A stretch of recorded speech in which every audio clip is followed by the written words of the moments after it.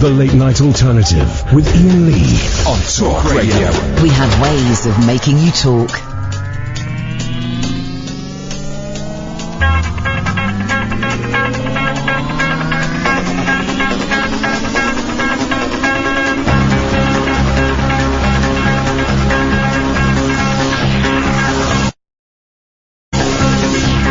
What do you say when there are no words?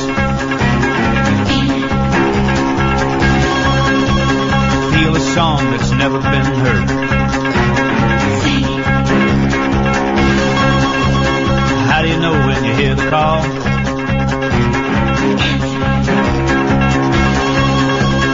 What do you do when you've done it all? Cannonball, cannonball, cannonball. It's not what you do, it's how you do it. Be anything you want to be. It's not what you got, it's how you use it. You be you and I'll be me, it's just a matter of style. You can't fake it, mile after mile, feeling free. If you got the soul, you can make it. Move 'em out, let 'em roll, from sea to shining sea. Ball, cannonball. What do you do when the mountain is there?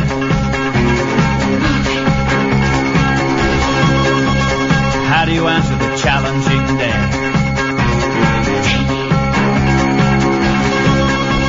And when your back's against the wall,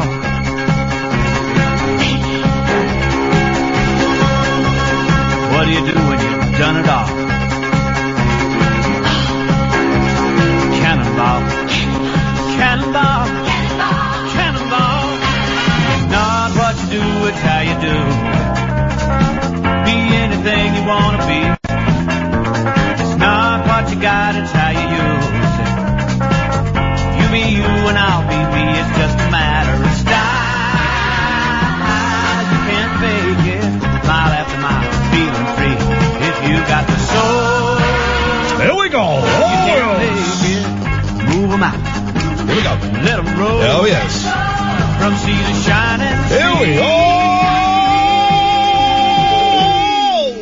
Cannonballs. Cannonballs. Cannonballs. Hey, cannonball. Cannonball. 03444991000. It's you can feel it. Yeah, you can feel it.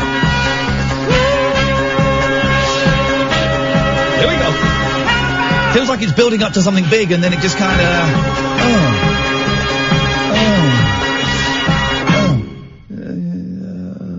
just kind of wimps out at the end. The Late Night Alternative with me, Iain Lee. Catherine Boyle has gone off to do what she does best, guys. Something she does best. It's getting me some cold water. She's the best at getting me cold water. You can give us a call about anything you want, guys. 0344 499 1000. 0344 499 1000 is the telephone number. We're going to wait for the first call. We're just going to wait for the first call. The first call is I can just feel. No, I can smell it. There's going to be something magic about the first calls. We're just going to wait, guys. We are just going to wait for the first call. 03. What's that noise? Hear that noise? There's a noise. 0344 499 1000 is the telephone number. We're just going to wait for the first call. The first call is going to set the vibe for the show. We've got Robin Ince coming up after 11, our comedian. And glasses, where he wears glasses. I mean, I don't know how relevant that is to any part of the discussion, but he's going to we've got him after 11, but we're just going to wait. Just going to wait. We're just going to wait. I can feel it come. I can feel it coming. I can feel it. Some people say, well, what if no one phones in? Iain, sometimes you do that thing where you sit and wait for a call. What if nobody phones in? Well, if nobody phones in, then that's the show. It's as simple as that. I was thinking of doing, how is this for performance art, right? So we do our live shows, 0344 499 1000, by the way. We're not starting the show properly until we get our first call. And then, dear listener, do we start the show. But until then, we just wait. Now, I was thinking, how's this for a piece of performance art, right? You sell tickets for a show. Like we did our show in London the other day. You sell tickets for a show and you bill it as starring Iain and Catherine, right? And then the audience come in and me and Catherine will be stood outside the venue. So we're outside the building. We're not in the building, but we're outside it. We're next to it. And for 45 minutes, the audience watch an empty stage and imagine the show. Then there's an interval. Then they come back and they imagine the second half of the show. We are outside. We are not in there. I think that would work. What do you think, Line 1? Hi, Iain. Hello, Line 1. You won't know who this is, but... Have we met? If I say the name Harrison, do you know? Yeah, is it Harrison? Yes, it is. There we go. How did I pick that up, man? Hey, you're I really don't know. Our mega mix disc jockey. Is Call me that what you like? I really don't mind. You're a genius. That's what you are. Mega mixer, master mixer. You are a Guy Bunny and the master. You're a talker. You're a talker. That much is for sure. You're a goddamn genius, Sunshine. That's what you are.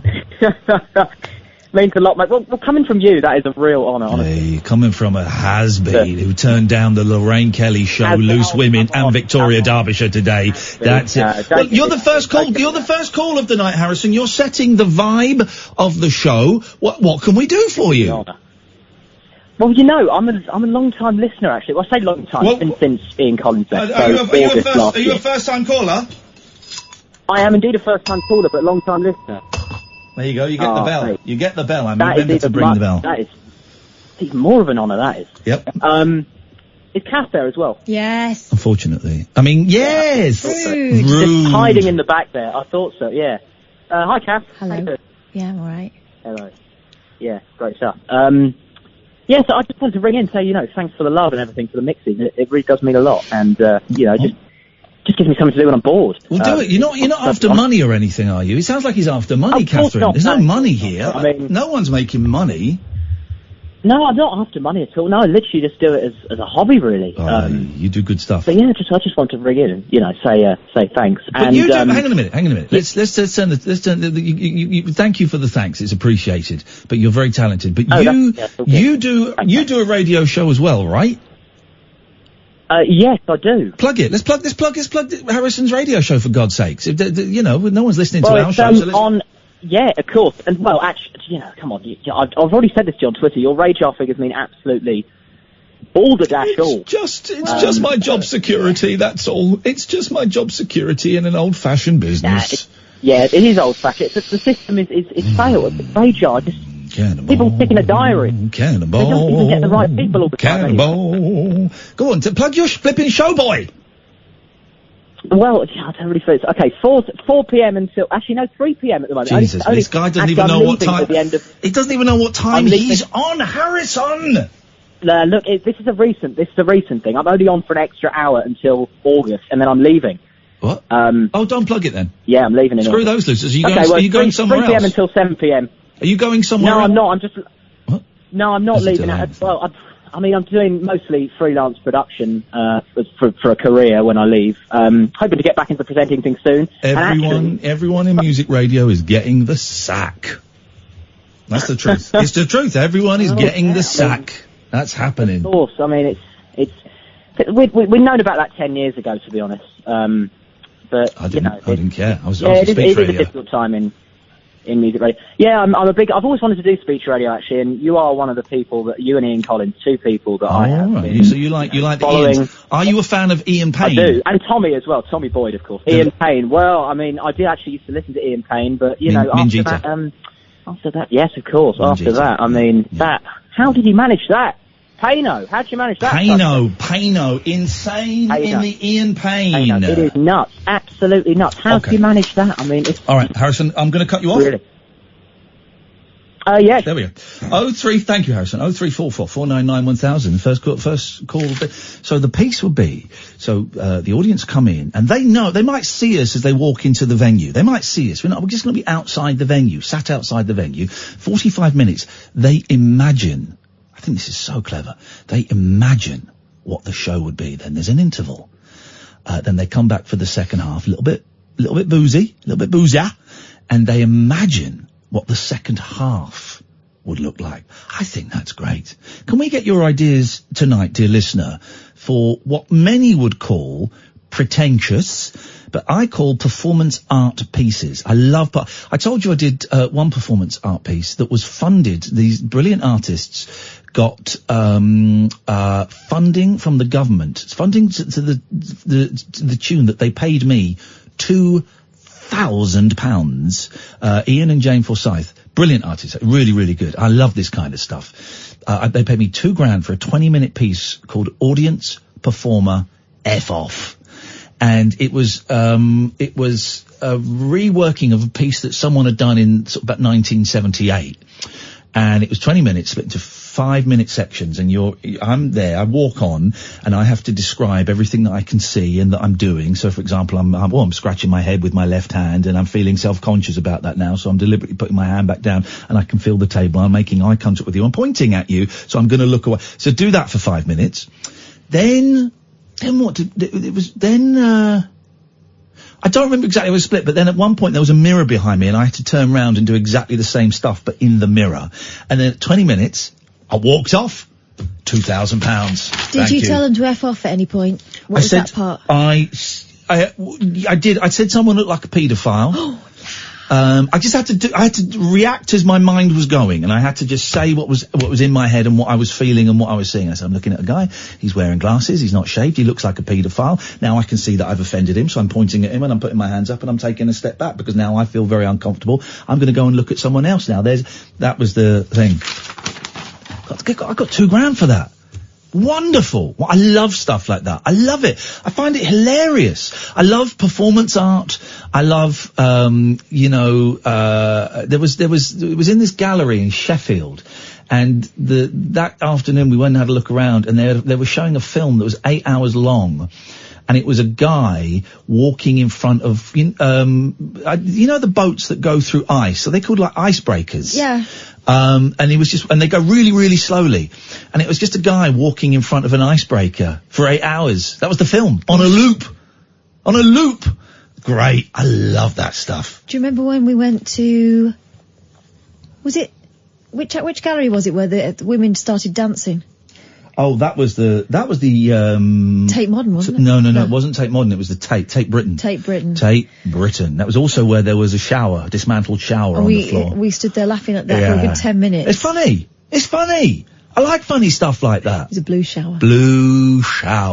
0344 499 1000. We got Robin Ince on at 11 o'clock, so now is an excellent time to give us a call. This is the Late Night Alternative with Iain Lee and Catherine Boyle, only on Talk Radio.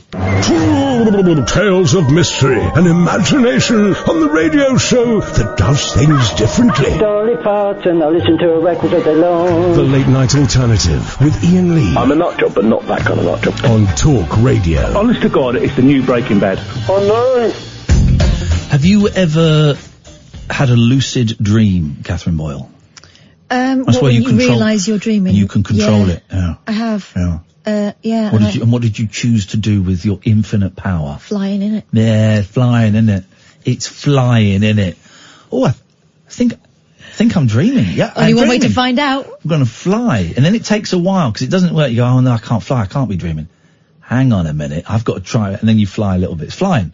That's it. You've got infinite power to create and exist and to perform any action within a multi-dimensional universe that is your imagination.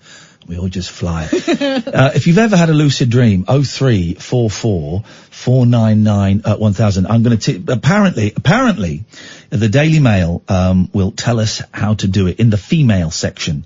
I've just read the headline. I've not looked at it. So it's going to tell us how to do it. It's not in the mainstream news section. No. Which makes me wonder whether it's something that we all need to know or just the women. yes. Maybe life is better in our dreams. Let's see. But before we do that, let's go to Jack. Good evening, Jack.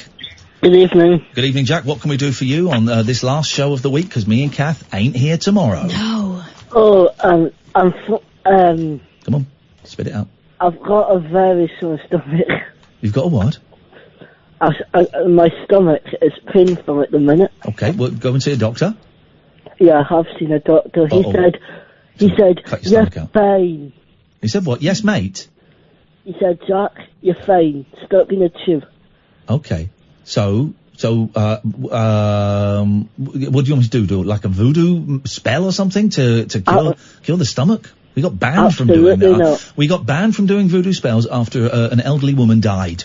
It's arguable. The inquiry said as a direct result of the hex that we put on her. I dispute that. But rules is rules. So what can we do for you, Jack? Well, nothing really. But I was just wondering, how are you doing anyway? Like, you're gonna cut me off, aren't you? No, I was wondering if the question had finished. Yeah, I'm alright. Yeah. How's life? It's got ups and it's got downs, Jack. It's got ups and it's got downs. Like an elevator, ups and downs. What the hell is this? Are you from America? You mean a lift? I'm from Scotland. Elevator? They don't say elevator in Scotland, do they, Scottish listeners? Do you?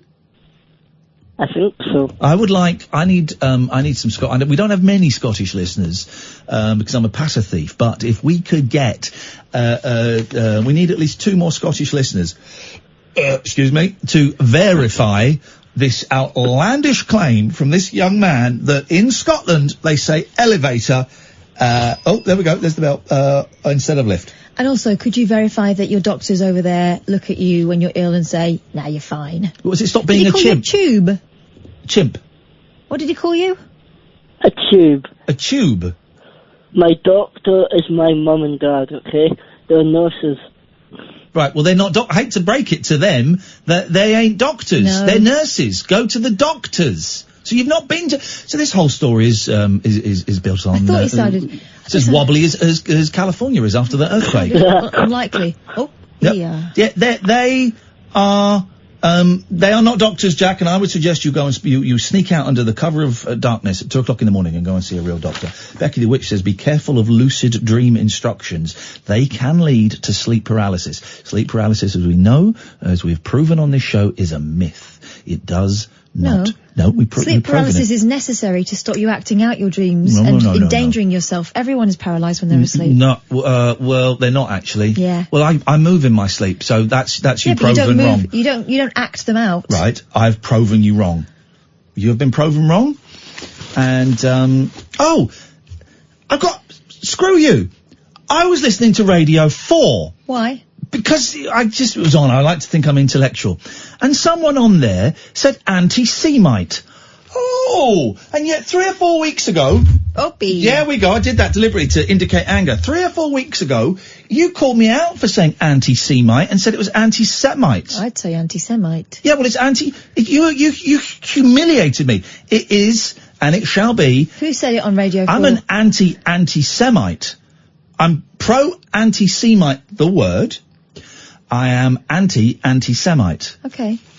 Well, it's good to have strong feelings about this. Yeah, it is. I mean, the issue of Semitism and anti-Semitism, don't really care. But the pronunciation of the word, very, very, very firm on. 0344 499 1000 is the telephone number. So get ready, guys. And gals.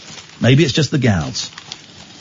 Want to lose weight? Oh, we need some, spooky dooky music. Hang on a second. Let's get some... Oh, I know what we've got.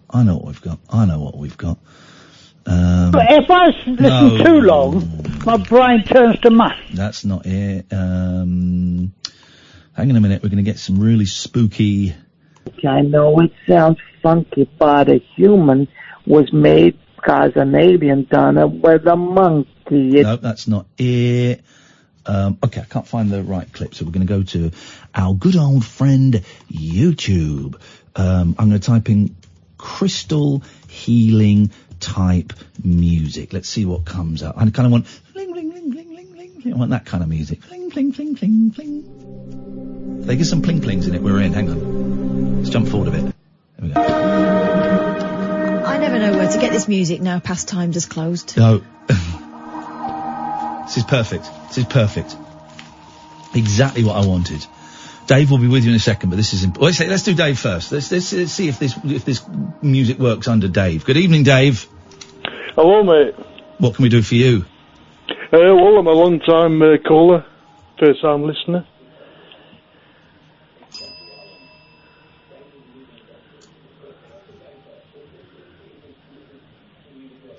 And you're on the air, Dave, but you won't know. Right. Yeah, oh, Jesus. It's alright, I'm just trying to get something done. Well, I'm trying to get something done. It's called a phone-in radio show, and I'm really looking for callers that are a little bit more on the ball than this. Oh, sorry, mate.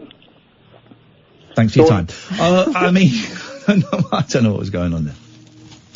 Want to lose weight or boost your career? I'm a long-time caller, first-time listener. As this dream expert reveals, you can learn to guide your mind while you sleep and turn your fantasies into realities. Oh. You're in free flight, gliding high above a patchwork of fields with the wind in your hair. Or what about swimming deep beneath the ocean without need of air? Perhaps your wildest dreams include something entirely different. A dalliance with a film star, or skiing down a black run, when in reality, you never made it off the nursery slopes. And you can experience all this and more, at will, while fast asleep in bed. Lucid dreaming is the art of... It's good voiceover, isn't it? Yeah, really good. It's good voiceover. Bit creepy, but I think that's the what best you need. ones are. Yeah. Lucid dreaming is the art of shaping or controlling your dreams by practicing the latest brain training techniques. Have you seen you can get those glasses that you wear at night? They're like eye patches you wear at night, and they flash... Oh, no. Lights. What, they like flash lights. Like being asleep in a disco? Yeah, and apparently, according to the £250 price tag... What? According to that, that then gets your brain to work in a certain way so you can control your dreams. Dream of having 250 quid back. You can wake up in the morning refreshed after spending the night perfecting your tennis serve or settling your differences with a long-deceased relative. Well, or having it off with George Clooney. Well, that was having a dalliance with a film star. Well, dalliance. It wouldn't be a dalliance, it'd be off. It would be blowjobs. All sounding a bit wacky? Actually, it's backed by neuroscience, and it's catching on fast. Neuroscience. According to its growing band of exponents, lucid dreaming has the power to not only improve health, both mental and physical, but also help us process past trauma, overcome phobias and addictive behaviours, and even improve life skills. Lucid dreaming expert Charlie Morley explains, "A lucid dream is one in which you think, aha, I'm dreaming, while you're still asleep. You're out for the count, but part of your brain is reactivated, the right dorsolateral prefrontal cortex to be precise. They are an expert.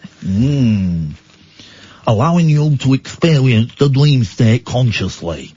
Once you become conscious within a dream, you can direct it. You can fly, teleport, communicate telepathically with dream characters, and get a blowy from Marilyn Monroe, dead or alive. Not only that, but you'll gain access to the most powerful virtual reality generator in existence. Oh, no. So it all feels as real as waking reality, if not more so. There are obvious benefits. You are no longer limited to the constraints of your horrible, pale, flabby body. People in wheelchairs can be useful again and feel as invigorated as they would if they had done it physically. My eyesight was once quite poor in real life, and yet perfect in lucid dreams, says Charlie. This was because I wasn't seeing through my eyes, I was seeing through my asshole. Hang on a minute. Just in the lucid dream. In his other dreams, it's all fuzzy, is it? Is that how it works? For any sceptics out there, Catherine Boyle, lucid dreaming has been a scientifically verified phenomenon for more than 40 years. Oh yes, which journals? In 2012, researchers at the Max Planck Institute of Psychiatry in München carried out MRI scans on people while they slept, whether they wanted them or not. When they were simply dreaming, the brain stem and occipital lobe in the rear of the brain became active. Oh. But when they were lucid dreaming, the areas in the prefrontal cortex and their bells lit up. That all checks out. As lucid dream researcher Dr. Claire Johnson says, in lucid dreams, it's easy to shrug off your inner critic as you're in the wild, original world of the unconscious, where the critical self has much less of a voice. Incredibly, some claim you can even use lucid dreaming to hone a physical skill. Anyway, this is all boring. We're going to find out how to do it in a minute, but let's go to Roger first of all. Good evening, Roger. Good evening, Ian and Catherine. Good evening, Roger. What can we do for you tonight? Well, firstly, I'm wondering why all these dream experts sound like David Babcock. They do a little bit. That is correct. Just a quick one. Yes. Film recommendation. I went to see the new Spider-Man film today. The trailer makes it look pony, Catherine. Now, how much of it did you see? I haven't seen the trailer. How much of the movie did you see? I saw the whole film. Okay. Yet again.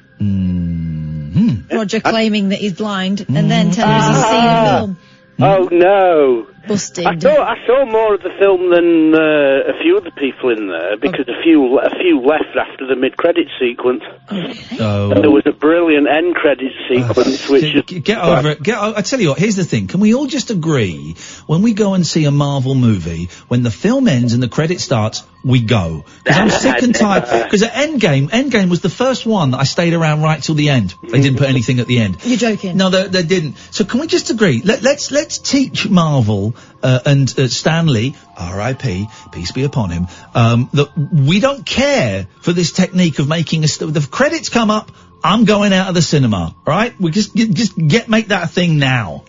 Handily, a member of staff did come in at the Endgame credits to tell us that there wasn't an end. Scum. Spoiler. Scum. So you can go now. There's nothing at the end of the credits. A good chunk of us stayed anyway, just in case. But yeah, if you enjoyed Homecoming, which I really enjoyed Homecoming. Yeah. Far From Home is fantastic. Okay. Do all the Spider-Man movies, will they have the word home in or a variation thereof? I don't know. They've rebooted them now, haven't they? I'll reboot you in a minute. I know that, sunshine. Will they have the word home in? I do not know. Spider-Man Home Alone. Yeah, well, his parents leave him. Well, his Aunt May. Yeah, his parents are dead, mate. Oh. You never saw a Spider-Man movie in your life. But it was good, was it? I will take the boys. It's great fun. Great fun. All right, Roger. Thank you very much indeed. Let's go to George. Good evening, George. Good evening, Ian, Kath. Good evening, George. What can we do for you tonight? Well, I wanted to talk about lucid dreaming. Of course you do. Before that, the misnomer of anti-Semitism. It really irritates me. You're going to say it doesn't exist? No, it doesn't. Well, it doesn't. It doesn't. I mean, it's not Schrodinger's anti-Semitism. It either exists, which it does, or it doesn't, which it does. Well, the Jewish people are a tiny percentage of the original Semitic people. Right. So okay. I don't want a history lesson, George. We all know. The rest of the world, you excluded, knows what anti-Semitism is. So we got that. They don't know. Well, no, it disagrees. Jesus, you're so dull sometimes. Lucid dreaming. Lucid dreaming. Yes, I had many lucid dreams. Excellent call. Thank you very much indeed. 0344 499 1000. Back to this. How do you do it? We'll tell you after this. It's electric, it's eclectic, it's always rule-free. It's the late-night alternative with that man, Iain Lee. On Talk Radio. So how do you do lucid dreaming? This is what we all want to know. 0344 499 1000, by the way, is the phone number. You can call in, you'll speak to Amy, she'll take your name and number, give you a call straight back. Free on most packages, pennies at top, and then we call you back. So 0344 0499 1000. Now, how do you do it? It sounds wonderful in theory, but most of us fall into a pit of oblivion every night, and the thought of actually working in the land of Nod is daunting. Who's this chap? There are many ways to access lucid dreams. Some do so spontaneously, said Charlie. But if you're keen to try, start a dream diary. The more conscious you are of your dream, easier it will be to become conscious when you dream. It's obvious, isn't it, thicko? Well, no, it's just using the same word. Just thicko. Slightly different order. Keep a notebook and pencil by your bedside. Pencil. Don't use a pen, you might get on your sheets. Spend 5-10 minutes waking up when you wake up each morning. Focus on main themes and feelings, how horny you were. Recall any strange sexual practices that you might have done with your mum in it. Then send them to me so I can have a good old read. It's only a dream, so don't matter if you do it with your mum in there. It's a dream. Don't mean you fancy her, but she might be fit. Help you remember while you're falling asleep. Recite over and over in mind, and this is the instructions. Right? Tonight, I remember my dreams. I have excellent recall. Tonight, I remember my dreams. I have excellent recall. Okay, you'll do that over and over. What you're trying to do is become familiar with dream signs. Any improbable, impossible, or bizarre aspect of a dream that indicates we're dreaming, such as talking dogs or having it off with your fit mum. Oh my God. By acknowledging our particular dream signs, we create a lucidity trigger. Lucidity trigger that will be activated next time we see that sign. It's obviously sicko. Some people try machines or supplements to trigger lucid dreams, such as eye masks that beep or light up when you're in REM. Poor old Michael Stipe. To remind you that you're dreaming, they can be helpful for some, but not for others. They're like stabilizers on a bike or bicycle, best removed once you've learnt how to do it. Just like that. Wake up early. This technique can boost your chances of having a lucid dream by a whopping 2,000%, says Charlie. Wake up at least 2 hours earlier than normal. Stay awake for about an hour, then go back to sleep for another hour or two with the strong intention to gain lucidity. The last 2 hours of our sleep cycle are when we do most of our dreaming. So, if we starve ourselves of this dream time, when we go back to sleep, we eventually head smoothly and deeply into vivid dreaming. The average adult passes through 4 to 5 cycles of what is known as rapid eye movement. REM, Michael Stipe! Boring. Spot the swirls. If anyone's ever done this, by the way, 0344 499 1000, I'd love to hear from you. Those swirls of colour that form behind your eyelids as you slip off to sleep come in a transitional state between wakefulness and sleep called hypnagogia. As you drop off, some advise trying to shape them into more interesting patterns. It can help if you mentally say things such as, I'm going to see a square now, and then actively look for it. Boring. Oh, here we go. Don't be too blue. Don't be too blue. Engaging in sexual fantasies while lucid dreaming is common. After all, it's so realistic. You needn't be ashamed, says Charlie. In fact, he confesses that after learning about lucid dreaming, most nights during his teenage years were spent discovering the joys of sex and skateboarding. Actually says that. Well, at the same time, I saw, that's technically very advanced. I saw a grown man in his 30s on an electric skateboard. Yes. Now, I've seen the scooters. I had a very nice chat with Kerry, the young woman who cut my hair today. She's thinking of getting a scooter to go in and out of work. They can go up to 20 miles an hour. And then we talked about, and I just, a few minutes before, had seen a guy on an electric skateboard. Yes. What is wrong with people? I've seen them on those in London, on the road. Ladies and gentlemen, on the road. And you control it with your phone. Your phone, like, does the speed. Me. Yeah. No. I guess you steer it with your body weight, like you would a normal skateboard, but you do it with your phone. I think I've got that right. That sounds a lot like cheating. It doesn't feel right. Can you do a half-pipe Ollie 10 on it, though? Guys, it's something for the kids. A little reference for the kids. That's a gnarly move. Okay, we've got a choice of Paddy Slattery, Sarah Bladen, or Nina Cola, and we're going to hear one of their boring interviews about what happened to them when they lucid dreamed. I want to know about Nina Cola. Okay. Nina Cola, 34, is a teacher from South East London. She could be listening to this. Good evening, Nina. I apologise for saying your story was boring. I've not read it. I bet it's a great story. I'm looking forward to it. And thank you for your work in the classroom. I can smell weed. I can smell something. I can smell weed. Has Ash left his stash? I can smell weed. I hate the fact that the streets smell of weed now. I hate it. I hate it. It's not even nice smelling weed. Oh, it's horrible, man. It's just everywhere. 6 years ago, says Nina Cola, I was really stuck for what to do career-wise. I was stagnating in my job teaching adults how to dance. It wasn't really challenging me. I'd heard about lucid dreaming from a workshop I'd attended with a friend. Ever since I was young, I'd been having dreams where I became aware I was dreaming, but never knew that is what it was called, or how to utilise it. Once lucid, I started to ask my dream, what shall I do with my career? After the third time of asking, I got a really big answer. I floated down a building and looked through the window into a room. In there, I could see a very clear image of me sitting on the floor, surrounded by books and reading to young children. It was obviously what I'd been thinking about, but now I could see it. It seemed perfect.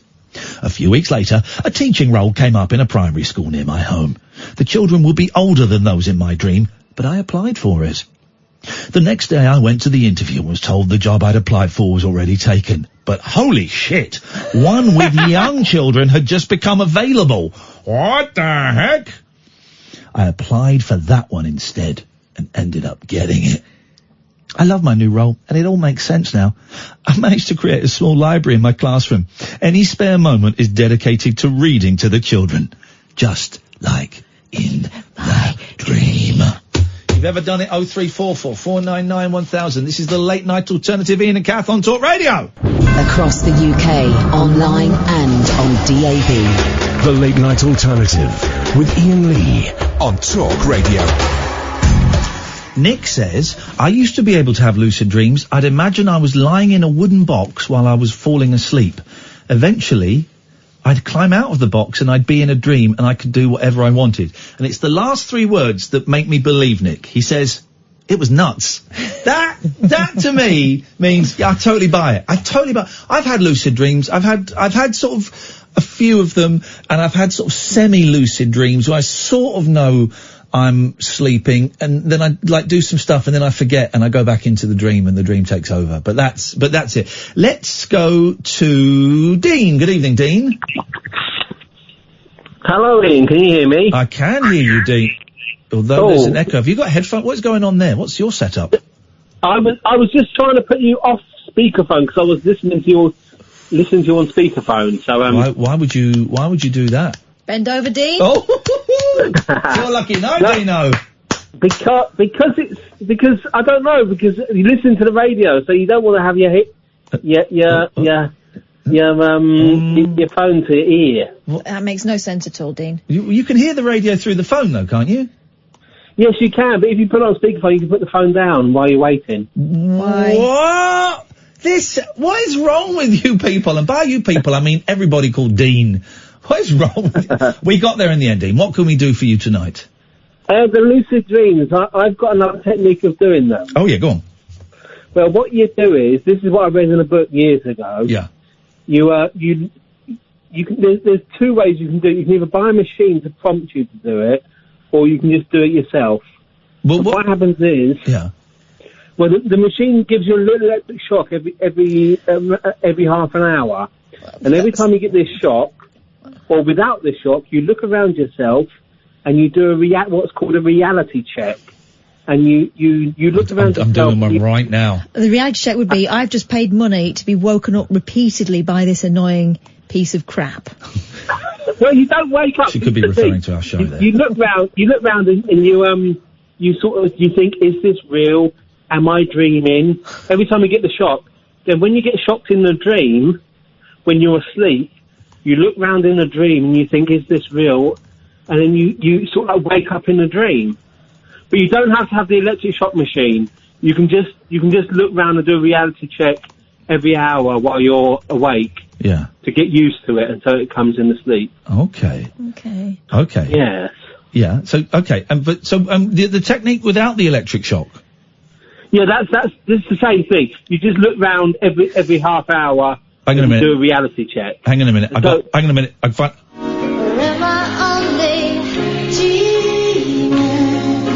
There we go.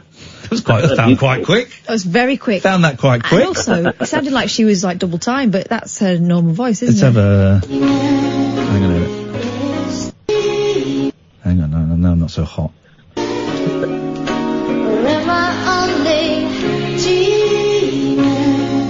Is there a band, male or female, that is hotter? Is there a band, male or female, that's got... we're trying to phrase this. Every member of the Bangles is hot. When we always used to joke about the drummer, then I met the Bangles. Every one of the Bangles is hot. 3 of the Beatles are hot, right? John Paul George. 3 of the Beatles are hot. I would say, I could argue 4 of the Monkees are hot. 3 of the... Can we find a band with a higher percentage of hot members than the Bangles? Hot members. Yeah. Call me now. 03444991000. Hot members. Bananarama, 2. 2. Duran? Ooh, that's a good question. Hang on a minute, caller. We're just Googling what Duran look like. Am I still on? Yeah, unfortunately, yes, because we do a reality check. We'll be back in a second. Hang on a second. No. They've got 2 Hodgkins. What? Hodgkin is the ugly member of a band, by the way, guys. I don't know their names, but there are 2 Hodgkins there. Beach Boys, they've got 1 good-looking member. That was Dennis. 03444991000. Hot members, call me now. or conversely, can we find a band with the most Hodgkins? The Beach Boys, as I say, had 4 Hodgkins out of 5 members. 1 hot, 4 Hodgkins. 4 ugly members. Don't know why we call them that, but we used to call them that at college, the Hodgkin. You get a picture of a band, you go, hot, Hodgkin. Oh, that's a bit like that story about if you go and get a job at Disney. Yeah. And they'll line you up and go, for face. There we go, right, So if you're attractive, you get to be a character without a mask on, but otherwise you're a fur. So we're looking for bands with 100% hot members, or bands what about with Girls 100%... Allowed? That's they qualify as a band? Yeah, they would, and it's 3-2, but I'm not saying in which way. Spice Girls. All hot. No, 4 hot, 1 not. 1 Hodgkin. Oh. And I've changed over time. Do you want to guess who it is, Dean? Who's the Hodgkin? Who's the Hodgkin? Who's the Hodgkin in the Spice Girls now? Let me think.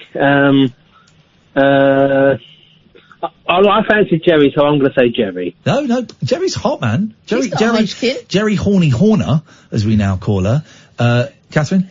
I'm not saying. I think they're all hot. Posh Spice. No, they are all hot. Posh Spice. No. Hodgkin. She can turn it out. Hodgkin. Anyway, Dean, please get to the point of this. You're as annoying as Anne Widdecombe. Blimey. A bit of satire there for the adults. Hodgkin. The Brexit Party. Hodgkin. Anyway, sorry, Dean, go on. Well, that was all I wanted to say, really. Just tell you the technique for getting into a lucid dream. Okay, thank you very much. What it is dream and then keep checking to see if you're dreaming or not. Keep licking a 9-volt battery and seeing. I'm going to be honest, Dean. I wasn't actually listening to that, but it sounds like a really great. Sounds like a great technique. Can we think of another band that's all hot? It's tough, isn't it? Right, let me think. Late 70s Fleetwood Mac, 3 hot, 2 Hodgkins. Yeah. The Fleetwood and the Mac. the luckiest rhythm section in pop. Fleetwood and Mac. Just two old decent blues players who really should have ended up playing in pubs in the southwest of England, now playing some of the biggest stadiums in the world. Other groups? Any other groups? Can't think of even any more groups. Why wouldn't Girls Aloud be a group? Bucks Fizz, 50-50. You said band. I think they're not a band, they're a group. They're not. Bucks Fizz, 50-50. Yeah. It's Bobby and Jay. but Bananarama. They're all hot. No, 2. Shakespeare's Sister, 50-50. I told you Imani Coppola. I must message Imani, see if she got the gig. She was up for being a backup singer and fiddle player on the Shakespeare's Sister tour. I wonder if she'd do the, Your History! That'd be great. Because the one she's backing up. Oh, is it both of them? They're back together? Shakespeare's Sister are back together. I thought it was just going to be Marcella Detroit doing her thing. No, they are back together, which I cannot wait. I liked a bit of Shakespeare's Sister. You better hope and pray. No, play. Oh, she'll play. Yeah. All right, take that. With Robbie in. Nah. I would say 2 hot, 3 Hodgkins. 3. Whether you consider Jason Orange hot or not. He had his moments. 3 hot. Let's be generous. 3 hot, 2 Hodgkins. 2. Yeah, the Hodgkins are Gary. Oh no, Gary got hot. No, Gary. Yeah, did not no, Gary did. No. And Howard. Solo Gary. Did he have a solo career? I didn't notice. It was great. Didn't notice. Missed that one. That one must have escaped my Open attention. Road. Yeah, I know. I'm joking, Catherine. It was lovely. Yeah. I can't. I think bands are a bit like wedding parties in that, you know, they're those brides that always choose a slightly uglier bridesmaid to make themselves look better. Yeah. Someone's texted in. The second text says, "Only joking, love you both." So this is a gag, okay? Excellent. Ian, you are the Hodgkin of the radio. Kathy is the Bonita Senior Rita. That's how it's written. I am the beautiful Mr. Rita. Well, thanks. Richard says, ironically, the pretty things were all Hodgkins. Yes, they are. Okay. 0344 499 1000 is the telephone number. We haven't put up a new rabbit hole this week. That's my fault. It's my fault. I've simply not sorted out the memory card. I can only apologise for that, ladies and gentlemen. It's a huge mistake. We were trying to do it every Thursday, and then we didn't. But there's plenty of best of the late night alternative. We've had until the end of June, from January 2019 until the end of June of the same year. Our talk radio podcast, and this is down to you guys, and down to me actually having several computers set up at the same time and several different accounts and just clicking download. We've had 1,049,000 downloads of the talk radio podcast in that 6 months. 1,049,000 downloads of the talk radio podcast. And we don't see a penny of that. We don't see a penny, but that's incredible. It means by the end of the year, we're going to be 2,098,000. Or maybe less, because people might go, this is rubbish. Are you making up those numbers? No, we saw those numbers yesterday. No, the first one. The second one. Did you make it up? I doubled it. Right, okay. But did you make it? I doubled it. You know what I'm like with numbers. So 49,000 doubled is 98,000. Yep. Yeah. Flip it, heck. Don't like your attitude. We're gonna have a break in a second. Then when we come back, we've got Robin Ince on, who's doing some shows in London at the Soho Theatre, I love the Soho Theatre. That's where I saw Neil Hamburger. There, it's a great venue, man. So he's doing some shows there next week. He's always very funny. And he's also doing a tour, so we'll hear about that a bit later in the show. We're going to play out an old interview that we did with Rick Wakeman. We're sitting on all these interviews that we've done, and we get so many new listeners that loads of you won't have heard them. So we're gonna play that out later on. Thank you very much indeed. But in the meantime, book your slots to call in. Book your slots 0344 499 1000. Oh, and when we spoke to Robin, it's a thing we didn't do yesterday. Cox. We're talking Tracy Cox. Yeah. And she's got some new sex positions. Is Tracy? I wonder if Tracy. Let's find Tracy on Twitter. I'm going to tweet her. I'm going to tweet her and tweet her. Tracy Cox. I put Tracy Tox. Tracy Cox. There we go. Tracy Cox. News and views from Tracy Cox, international sex, body language and relationships expert, author and TV presenter. I've had international sex. Sorry? Couldn't run a whole Twitter feed on it. There we go. Hi, Tracy. we are big fans on my radio show. Do you fancy coming on my face? Sorry, no, just do you fancy coming on one night to chat about naughties? Naughties? Does that sound grown up? Sounds grown up. Sounds really subtle and mature. Yeah. Okay, I've tweeted her. Okay, but we're going to get 0344. He says that he's now saying, you're a bonita chiquita. Okay. What does that mean? A beautiful little girl. Mate, you want to delete those texts as soon as you can, because the authorities are going to want to check your very hard drive. This is Talk Radio. Talk Radio. The Late Night Alternative with Iain Lee on Talk Radio. We have ways of making you talk.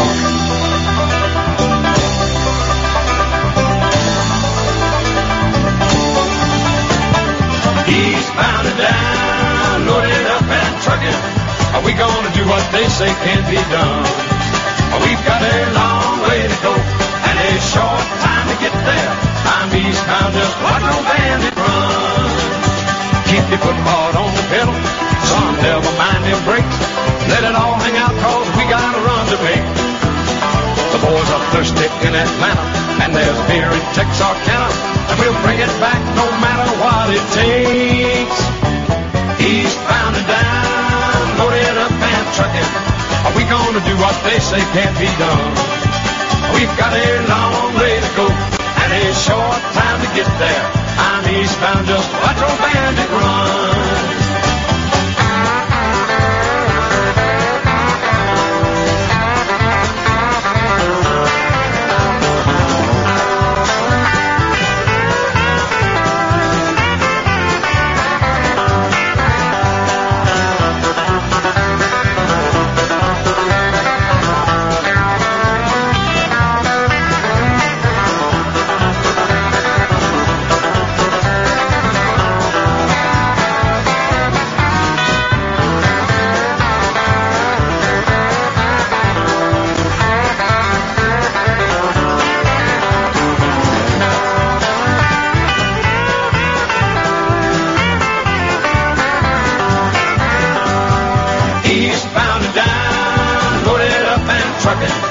We gonna do what they say can't be done. We've got a long way to go and a short time to get there. I'm eastbound, just watch old bandit run. Old Smokey's got them ears on, he's hot on your trail. He ain't gonna rest till you're in jail. So you got to dodge him, you got to duck him, you gotta keep that diesel trucking. Just put that hammer down and give it hell. Eastbound and down, loaded up and trucking. Are we gonna do what they say can't be done? We've got a long way to go and a short time. Here we go. There. Oh yeah. I'm eastbound, just watch old bandit run. And I wish I could play the banjo like that. I mean, jeez. It's just too good, isn't it? It's just too good. One holiday, when I go away and I take like an iPod with me, I'll get kind of fixated by a group or by a sound or something. And one holiday I was just listening to a lot of banjo music. I don't know why. And, I thought I'm going to buy myself a banjo. I'm going to buy myself a banjo and I'm going to master it. And I'm going to be cool, and I'm going to be a banjo player. And so I ordered a banjo while I was away, so it'll be ready for me when I got home, a really nice one. And I borrowed a book off of a friend, and I tried it once and went, yeah, I'm never touching that again. And I've never touched it. It was a really expensive, it's like £200 this banjo. Is that expensive for a banjo? I don't know. 03444991,000 is the telephone number if you want to give us a call. You're very, very welcome to do that. I am thrilled to say that on the line now we should have one of the best comedians working at the moment. It's Robin Ince. Hey man, how you doing? Do you know what? It was an absolute joy because I'm currently listening to your show actually over the phone. Yeah. It was as if I dialed into dialer disc in 1978, Banjo Week dialer disc, and hearing that just in one ear, a huge Proustian rush of nostalgia. My favourite banjo album is, have you ever listened to the Steve Martin Brothers? No, I haven't, but that's Steve Martin, the comedian, right? Yeah, it's one side is kind of the remnants of his stand-up that obviously hadn't been released before, and the other side is just all proper banjo playing, him playing the banjo. It's absolutely fantastic. Have you seen that delightful special on Netflix with Steve Martin and Martin Short? I haven't seen it all yet. I've watched the first 20 minutes, yeah. I loved it. I'm a big fan of Martin Short. I think, he only made a few movies, really. I think he's a great... And his autobiography is incredible as well.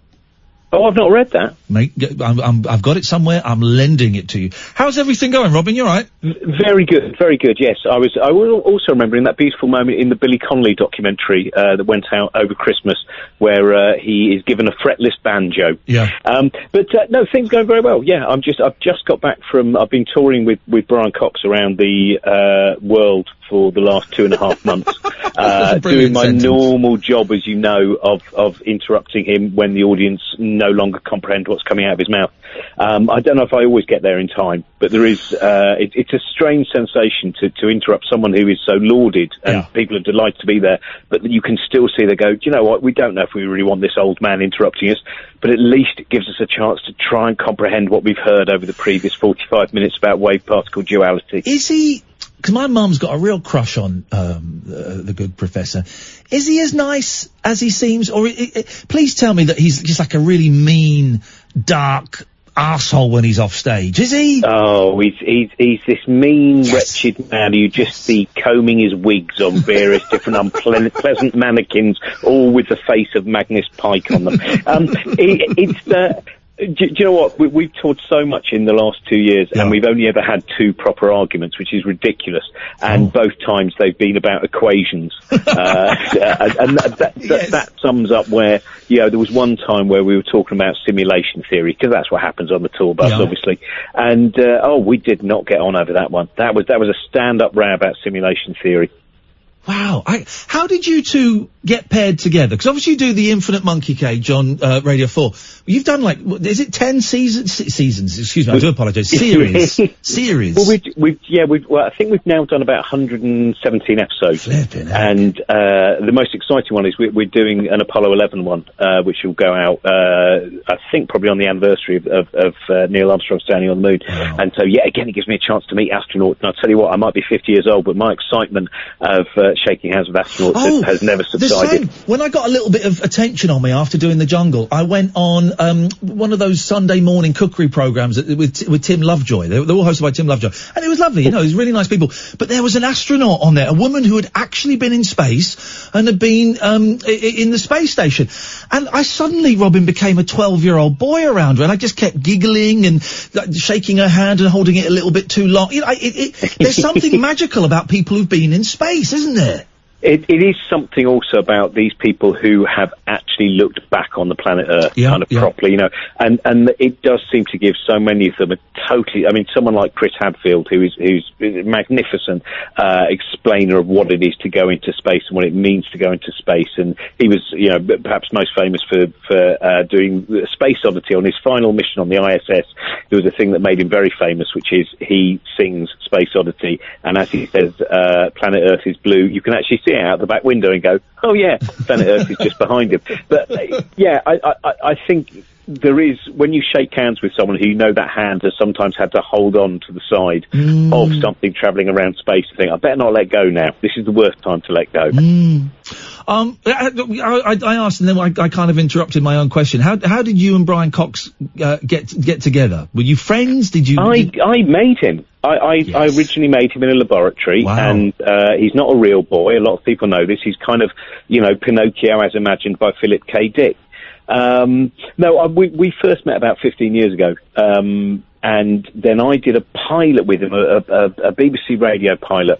I was only a very minor part in it. It was 2 other scientists were the main kind of things in it, and that pilot fortunately didn't work, and someone kind of went, why don't you two do a thing? And our brilliant producer, Sash, kind of between the 3 of us, we came up with Infinite Monkey Cage. Wow.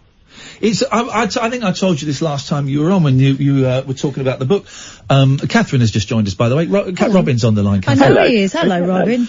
I was quite late to the Infinite Monkey Cage. I only discovered it sort of a couple of years ago, and it's just one of those things. It was always mentioned, and I listened to Radio 4 a lot, but I just never got around to hearing it. And then when I heard it, it's just wonderful. The mix of guests you get on there, the science, the rudeness that you display towards each other, but it's obviously filled with affection. It's such a good show, man. We have. I think it's just. I'm really glad you like it. It's that thing that we genuinely have an enormous amount of fun doing it, and the tremendous. I mean, my favourite ones are always the ones. If we do one that's specifically about certain areas of physics, then Brian often has quite a kind of reasonably deep understanding of that already.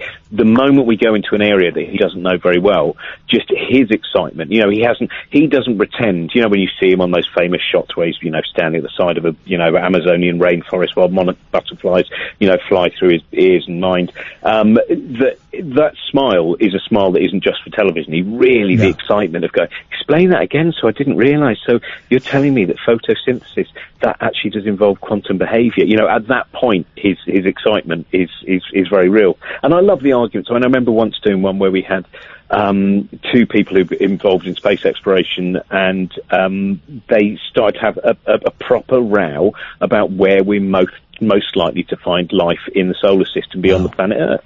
And it was one's going with a moon of Jupiter, the other one is going with a cave of Mars, and there was a point where Joe Brand just had to go, hey, calm down, everyone, it's all right. But I love those kind of rows because it also shows the intensity and the intense feeling because I think there's still a kind of cliche about that scientists, hello, I'm a scientist, I've been counting things now for a very long time and I've just finished counting them and we've come up with a theory. There's a kind of cold detachment and of course, pretty much every one of the ones that I've worked with, they have so filled with joy and kind of doubt, kind of excited doubt about what the universe is, and trying to reduce that doubt, but realizing that every time you reduce that doubt or appear to, then you throw up something where you go, oh, that means we don't know about that because we've got that answer, which is great. It's really good that the Large Hadron Collider's come up with that answer for us, but that's now made these extra 100 questions. Maybe there's more. I have a theory, Robin, and really I should be discussing this with the professor, but I would like to, some of his intelligence has rubbed off. You're a bright guy anyway, but some of his science has rubbed off on you. My theory is this, and this is genuinely my theory that needs a little honing, but I think that, let's say millions of years ago, we humans lived on Mars, and then for some reason, there was either a war or there was a natural disaster. Mars became uninhabitable, and we had to escape to Earth, and only Catherine is pulling a face there, which I find actually disrespectful. Let me finish it, please. You mention the toasters and that, the microwaves on Mars. We're not going to mention that bit. No, but why don't we wait and see what Robin says before we argue? I think I know what he's going to say. I do. I think I know him a little bit better than you, and he's got an open mind. I genuinely think that. Let's both call him and see who he comes to. Right. Come on, Robin. I think that we moved from Mars a few million years ago or thereabouts because there was a disaster that meant it was uninhabitable, and that at some point on Mars, all right, I'm going to say at some point, one of the explorations, they may have already done it, they'll be digging around in their little buggy, and NASA will have a live feed. We think we found something, and then the moon buggy will pull up a TV remote control or something. What do you think about that, Mr. Ince? Now, there's two things. First of all, when you say a little bit of honing, what you mean is any form of evidence whatsoever. Different use of language. But I suppose the second thing is what that really says is we both are of a generation that were brought up on Jeff Wayne's War of the Worlds and the books of Eric von Daniken, and the damage they may well have done to us could be very, very deep. I mean, I still love looking back. I've got an enormous collection of, books about how Mars was colonized, how the Mayan temples were built by some kind of aliens, all of that stuff. I still get quite a thrill, There's one which is all about an alien germ warfare attack which happened 6 million years ago on the planet Earth and led to some change in evolution. They're all delightful in their own way, unless you start believing them, and then they may well lead to eventually some, flat Earth complex as well. So you're not. I think it's a lovely. I mean, it's lovely. I think it's going to be a super book, but I would definitely put it in the fiction section when you first market it. Well, but he said he came to me. He sniffed you, but he came to me. He said he was about to say a lovely idea. That's all I need on the poster. That's all I need. Now, Robin, I think that's part of the fun, actually. This is one of the reasons that I love. Also, one of my favourite guests to have on Monkey Cage, and someone that I've done various kind of weird live shows with as well, Alan Moore, great writer of Watchmen and From Hell. What I delight about it is he has tremendous scientific rigour, and then things which we can be uncertain about, things that we don't have enough evidence for, you can be really, really playful. As long as you don't start to be, if you go, I'm just playing, and whether if you just want to play, I mean, I think you're really going to have to play very hard with your, the Escape from Mars. Right, okay. Well, you wait. Let me get the evidence, Robin. Then we'll get you back on the show, and then we'll see. Now, tell me, you're doing shows. You've got a tour. You've got 10 days, 11 days in Edinburgh, but next week. Oh no, I'm not in Edinburgh at all. Oh, you're not in Edinburgh. I'm looking at an old date. I'm really sorry. That's last year. I'm so sorry. This year, but it's all right. We live in a block universe. We may actually, we can't get back there. Brian explained light codes to me. Oh man, do you know what? There is a genuine sense of disappointment in the show that we're doing at the moment, where when he reveals you can't go back in time, but you can always travel forward. But you can see people going, oh man, I've spent 30 years on that time machine. If I'd come to this lecture just a little bit earlier, I could have left that shed a long time ago. But it's so I'm doing a week-long run at the Soho Theatre next week, the show called Chaos of Delight. Now, what is that? Well, the idea was I decided that everyone seemed to be so morose and misanthropic and kind of fearful of everything that was happening in the world that I would do a solo show which was desperately fighting for seeing the delight in the world. Chaos of delight is a phrase that Charles Darwin used when he talked when he was travelling through the Brazilian rainforests about all of the life that he saw and such an incredible variety of life. Yeah. And at one point he said, today my mind is a chaos of delight. So it's basically an hour-long show in which, well, sometimes a 2-hour-long show. I mean, occasionally it's a 3-hour-long show, but in which I kind of just say, look, you're getting hung up on too many negative things, that there are great things in the world, and it's basically I do it to convince myself, because I find it very easy to, I was the kid who hung around graveyards, and I did have an enormous number of Morrissey records, which I don't, they don't come out as much as they used to, but it gives me so much more time to listen to Idols instead, Idols and Nick Cave and Savages, so it's made up. That's why I think about those things, when one of your heroes or someone that you love their work, you go, oh, do you know what? They've just gone in a direction so far that I now find it hard to listen to them. I don't see that as a negative thing. I think, you know what? I did a lot of listening to that stuff. It now frees up space to listen to something else. Yeah. It's funny you say that you explain the idea of the show, because that's kind of what this show is, that me and Kath, why we call it the late night alternative. I totally ripped it off. Oh, no, good for you. But what I did was I used my time machine when I lived on Mars, and I used my time telescope. No, I'm in defence of you there. No, but this is the thing, because all the other, you flick through the radio dial and listen to any speech radio, it's all going to be Brexit, it's all going to be anti-Semitism, it's all going to be Boris, it's going to, you know what you're going to get, and it's designed to create fear and to create division and to create hatred and to generate exciting phone calls of people arguing. So we decided, me and Catherine kind of had the conscious desire to make a show that was positive and that celebrated art and celebrated life, and if we'd seen a good niche film that nobody else had seen, we'd get the guy that made it on, and we kind of talk openly and honestly about that. I have to say, while I'm very proud of this show, and while I think it's the best thing that I certainly have ever done, no buggers listening, Robin. We've got Julia Hartley-Brewer doing the breakfast show, and she's banging on all her right-wing nonsense and applauding Anne Widdecombe and stuff, and it's getting huge figures. This little show here at night is kind of a delightful cult that I think maybe about 25 people, last count, Catherine, are tuning into. It would be, you know what? I wish you told me that earlier, because I'd have gone to bed at 10 tonight. It's been a terrible waste of my time. No, it's not. I think you're right. I mean, I do think it for some reason, it's as if all human beings have the same trait that initially I thought was a performer's trait, which is when the internet first became, in everyone's home, that vanity search that people do, where they look for their name and they go down, and if you're a comic or whatever, you're going down, that's positive. You won't stop until, you know, it might take 100 searches. It might only take 2. It just depends on, you know, whatever. But 100, and then you find the one where someone goes, worst show I've ever seen. And you go, oh, the relief.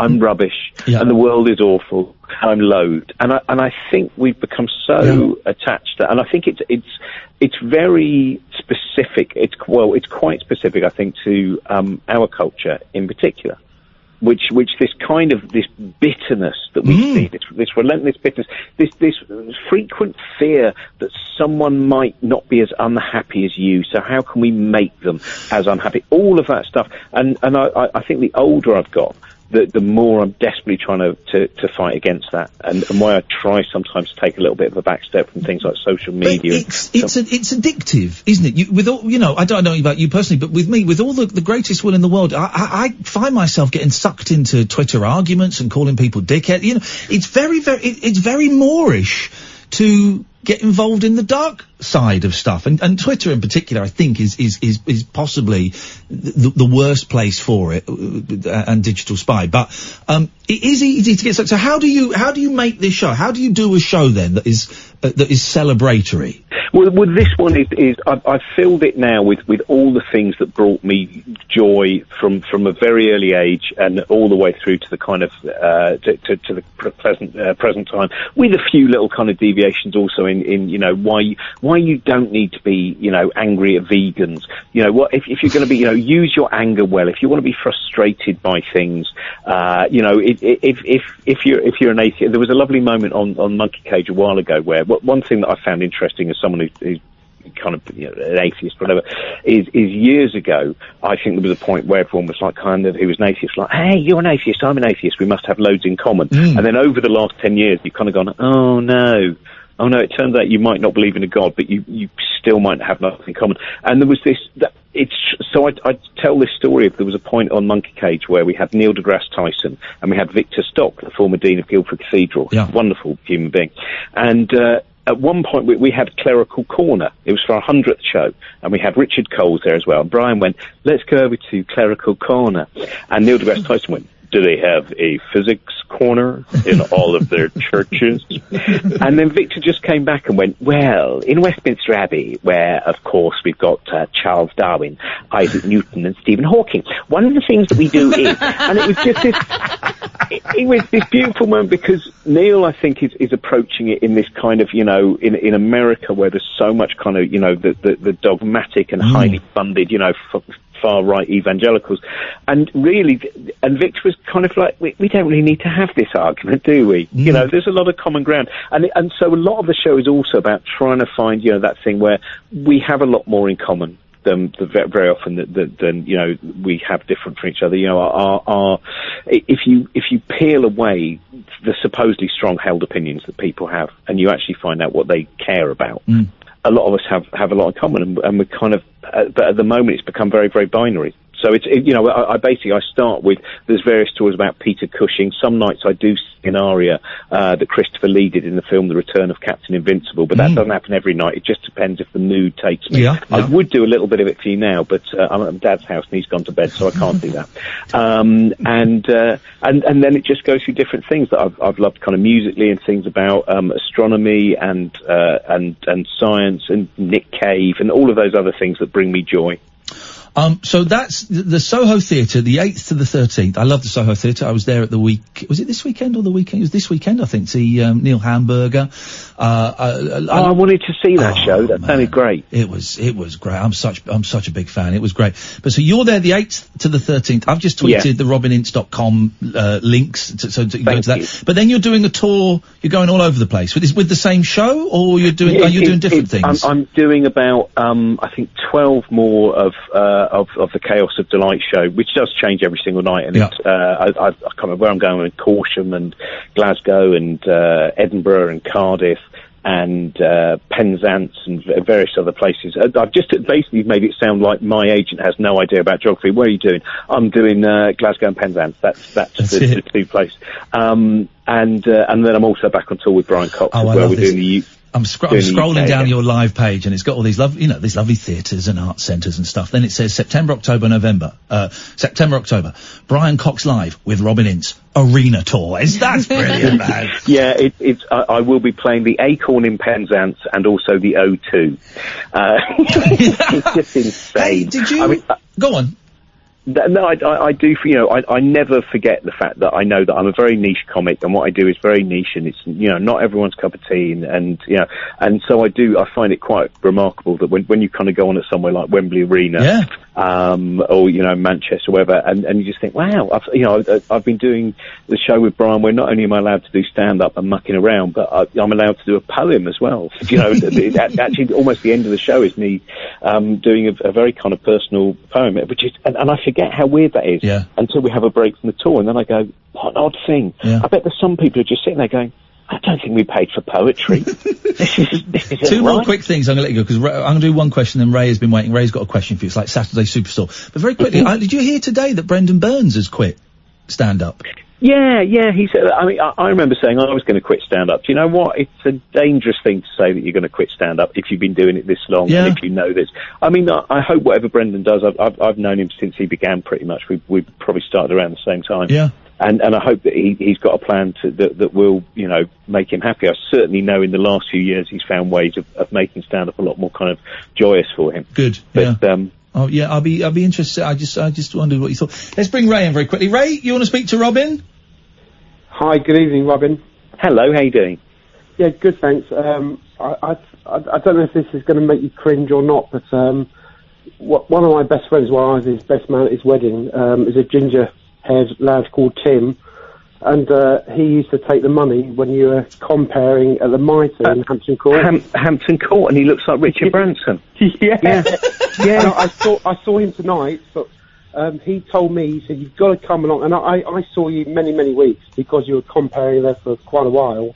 Yeah. And you told him, you said, you can't miss this guy that's going to be on this Sunday, and he passed it on to me, and he was a guy from the West Country, and I came along, and I laughed for 20 minutes. Was it Steve Merchant? Yeah. Do you know what? One of my favourite things, I'm very fond of that night, because my mate Michael Legg was down that night as well. And we would Steve Merchant's stand-up routine is still one of, I think, the most joyous things. I think he's, and I love his film Fighting with My Family as well. I thought that was a great movie. But we were watching him, and half the audience didn't get it, because it was a brilliant piece about, he goes on as this tremendously arrogant stand-up. All right, everyone, my name's Steve Merchant, probably one of the best, the best comedian. Actually, I'm getting paid a little bit more than everyone else here tonight, don't tell them that. And he would do all this stuff, high status, and then it would start to fall apart. And by the end, he was kind of nothing, and that was it was like a 20-minute play. And half the audience you could see just going, and then I looked at the other comedian who was on, and he didn't get it either. And at that point, I just fell through a door, and I remember falling very hard, because it was just the most joyous moment to think, this is both brilliant comedy and art as well, because there's people going, I don't get it. Brilliant. Right, there you go. Thank you, Robin. It's at Robin Ince on Twitter, ROBININCE. RobinInce.com has got all the live dates, but the ones you need to know immediately, next week at the Soho Theatre. It's a great venue. He's a brilliant act, a brilliant turn. I think we could call you that without being offensive. I'm a turn. He's a turn. Robin, always nice to talk to you, man. You're welcome any time. Best of luck. Yeah, I'd love to come into the studio. So I'm sorry that I didn't tonight. So let's do that. Whenever you feel like it, come in. You'd be very welcome. I would love to. Cheers, man. See you later. Thank you very much. Thank you very much. There you go. 034. Thank you, Ray. 0344 499 1000. This, dear listener, is Talk Radio. Jacked up jive talk for janitors, jazz cats, and gin-soaked boys and girls. Is that Commando? If you're awake, you're welcome. I've got 5 cactus needles stuck in my... The Late Night Alternative with Iain Lee on Talk Radio. 0344 499 1000 is the telephone number. If you want to give us a call, you're very welcome. So let's get down to Cox. Tracy Cox, sexpert, and the sun is shining, the waves are lapping, and the hardest decision you've had to make all week is which way to point your sun lounger. Most couples have more and better sex on holiday than any other time. I don't like doing it in foreign beds. Oh, really? Yeah, I don't. European beds, I think, are too flimsy. And an American hotel bed, okay, sure, but I prefer my own bed. I'm Your homebody? Yeah, I'm not horny on a holiday. Oh, right, okay. And this woman obviously doesn't have to share a very, very, very flimsy apartment with two children. Yeah. There's no one doing anything. You're more relaxed, you can mix things up and do it at different times of the day, and enjoying lots of cocktails, okay. excuse me. So you're both in good moods and up for having some fun. The more often you go on holiday together, the better your relationship will be. It's because it means you're rich. Yeah. 80% of the world's most respected therapists voted taking regular holidays as the best way to keep a marriage happy. Well, because they're rich. Here's some new moves, positions, and places for you to make the most of your annual break. Hot holiday sex positions. The Rockstar. Lying in the sun makes you crave lazy, sensual sex. Get him to sit with legs stretched in front of him, apart.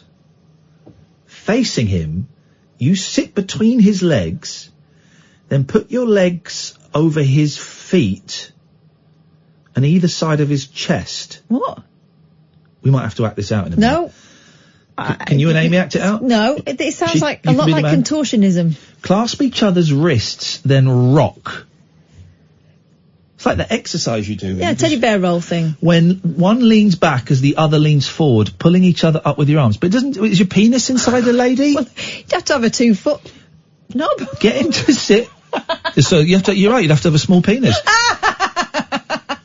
Get him to sit with legs stretched in front of him. If we've got any couples that are at home that are willing to try this, I would totally love to hear from you trying these now. Get him to sit with legs stretched in front of him apart. Facing him, you sit between his legs, then put your legs over his and his feet either side of his chest. Oh! I got it. So you're okay, so it's there. But it doesn't say you got to put it, I assume you put it in. Clasp each other's wrists, then rock. It's oops, upside your head. It says oops, upside your head. That's what that is, isn't it? You get thrown out for that, caper. The Rockstar. This is the love triangle. It's way too hot for missionary. Instead, when the missionaries went to Africa, did they have sex in front of them to show them the holy way to have sex? And also, it's not a bad position. The missionaries knew a thing or two. I just wonder whether it's the it's standard. That's your basic, and they don't want you getting more elaborate than that because that gets pervy. Okay, so but what makes missionary good in the eyes of God and doggy the devil's doings? Because with missionary, you can read the Bible at the same time. You can read the Bible when you're doing it, doggy. Put it on her back. It's way too hot for missionary. This is the love triangle. Instead, you lie back. That's the woman. So you lie back and you're on your back. He kneels in front of you. Okay. He takes hold of your feet and brings the soles together. Okay, so it's like that. Pushing your legs back towards your chest. Right. Your legs form a triangular shape. It sounds a lot like wrestling. Forming a frame around both your naughty bits. Oh my gosh. That sounds hotter than missionary. I mean, hot. The Vine, named after Jeremy. Or Tim. Perfect for fast, passionate, impromptu sex. It's also a manly caveman type position for when you're feeling adventurous. Oh no, this would do my back in even more. He leans against the wall and lifts you up by taking a firm grip of your bottom. You wind your arms around his neck. What? Grip his thighs with yours so the lady is up off the ground. Right. This is not safe. Flipping it! And the lady, put your feet against the wall to give leverage and help him thrust. Flip that, man. Don't expect to last more than a few minutes, but this is doable. Yeah, but you don't want to do it at home because you'll mark your walls. Yeah. Mummy, why are the soles of your feet on the walls? And why is Daddy's arsehole on the wall? 7 new moves. Give him a no-hands massage. Start by straddling his back, then lean forward and use your breasts and upper body to massage his. From there... Oh, this is disgusting. From there, move into sliding your entire body length over his back, thighs, legs and bottom. So you're climbing all over him and rubbing against him at the same. We get the idea. Bonus feels just as good your end as his. Bonus? Yeah. Okay. Do a Fergie. What? Divorce a prince and have ugly children. I thought you meant wet yourself. Okay. Sarah Ferguson no doubt regrets letting a Texan millionaire kiss and suck her toes. What makes you say that? But she loved it. Shrimping. But you won't. It's shrimping, is that what it's called? Yeah. It's one of those things that people talk about, but no one actually does. Break the mould. Well, there's mould on feet, so yeah. Get him to suck your toes and lick the spaces in between them. Oh, God. I could do that. I would do that. Clean them first, though. If you're just taking your socks off, that's not nice. God. Go commando. It's cooler and you can't help but focus on sex when your bits are free and ready to be ravished.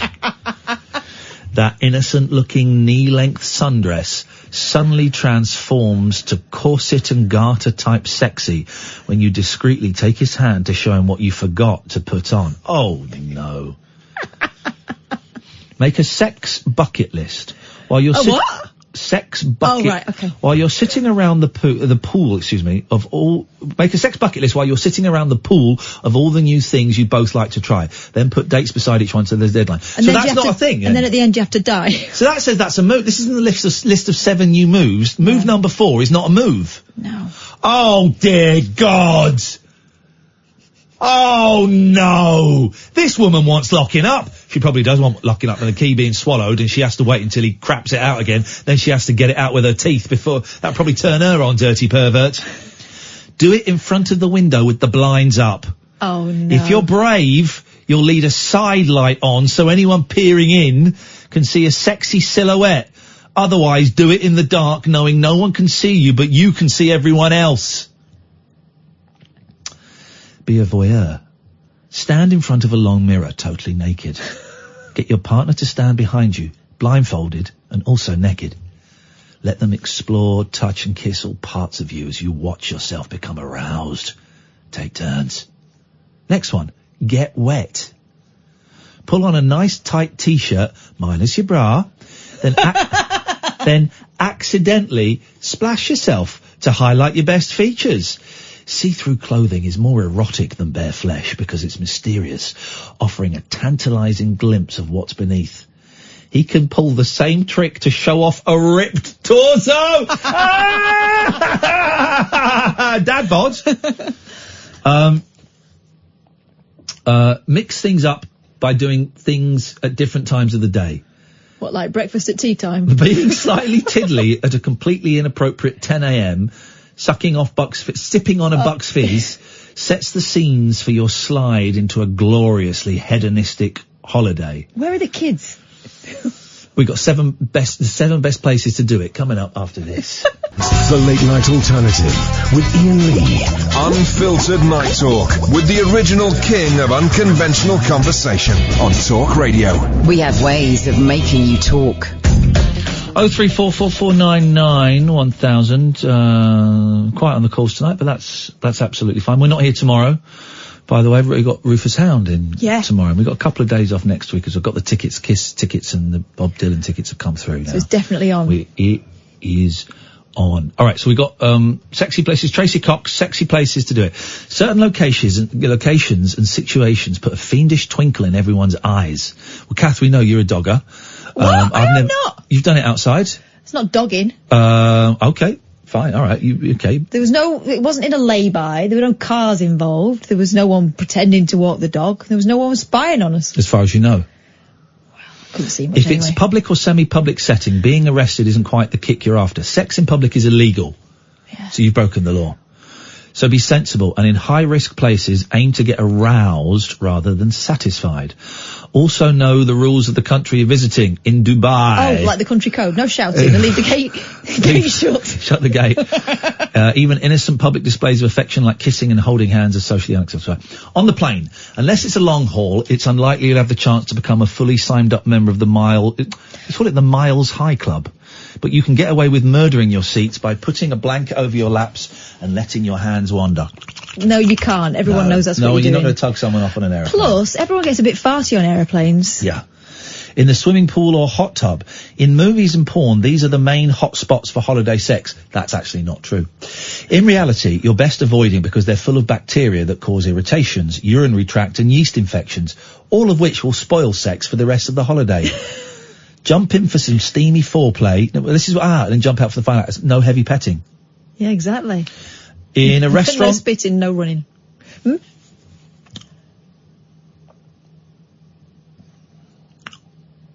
This is on the Daily Mail. And if I'd have said I've done this, right, I would be hounded. Yeah. In a restaurant that has long tablecloths. No, not hygienic, not where food is served, no. Can I have another one of those breadsticks? You've eaten a lot. Oh, I'm not eating them. Wear a loose-fitting dress with no knickers and keep a straight face while the waiter takes your order. What does that mean? Is that a euphemism? No, it's not. The waiter's not involved? The waiter's taking your order and you're taking your partner's breadsticks. In your hotel room, though, because all hotel rooms are sexy. Trust me, they ain't, mate. You can't help but wonder what's gone in there, and lots of mirrored cupboards or walls, so you have a great view of what's going on. In the shower, wear waterproof makeup. Oh God, no, not waterproof. It looks good when it runs. Doesn't it? Do you not think? Is that just me? Okay. And use soap-free cleanser so fingers can disappear into all sorts of places.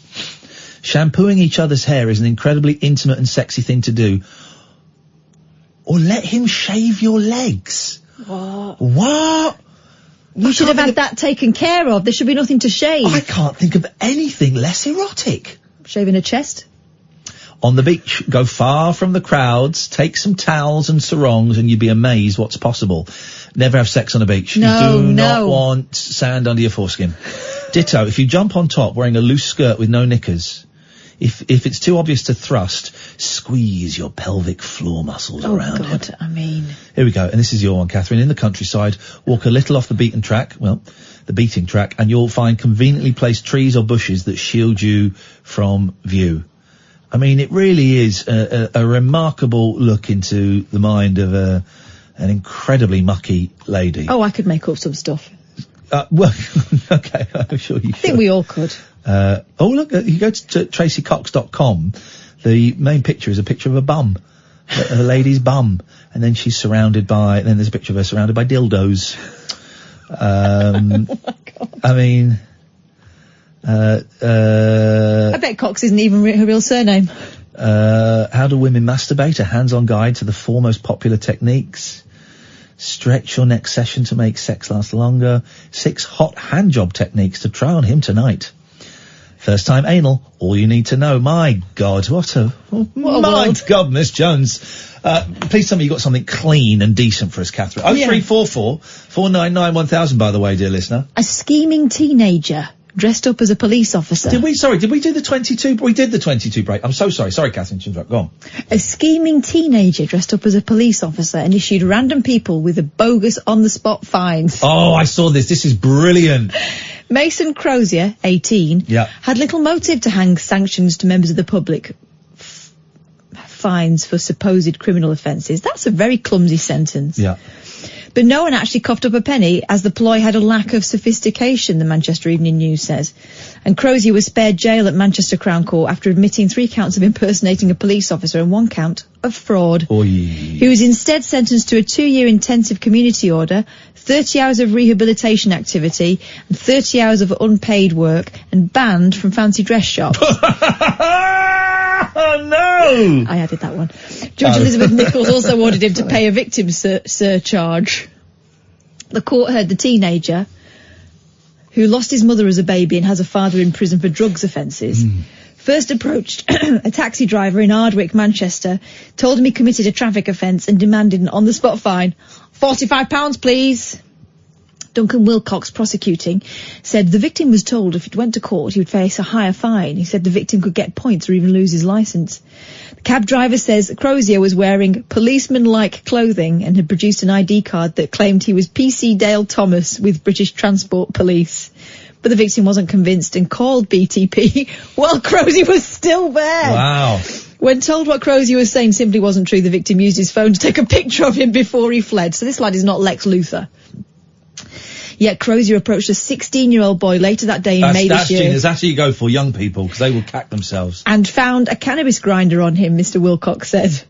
Crozier of Wythenshawe, Manchester, told the boy to pay a fine of £30, and when he didn't have any money, marched him to the victim's grandfather's house in handcuffs. Wow.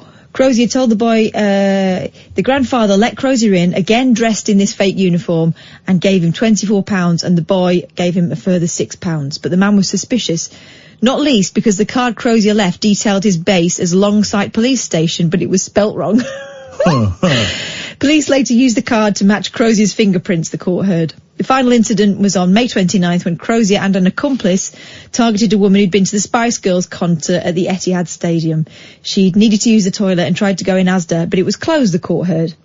Huh? Consequently, she relieved herself outside in some bushes and was busted by Crozier and another man, again posing as police officers. So he's got a mate that helps him out. Yes. This is incredible. She was told she couldn't do that. The mate who's doing one last job before he retired. Yeah. She was told she couldn't do that, Mr. Wilcox said. The defendant told the victim she had to pay an on-the-spot fine of £30. Again, the defendant didn't have any money and was marched to a cash machine by the two men.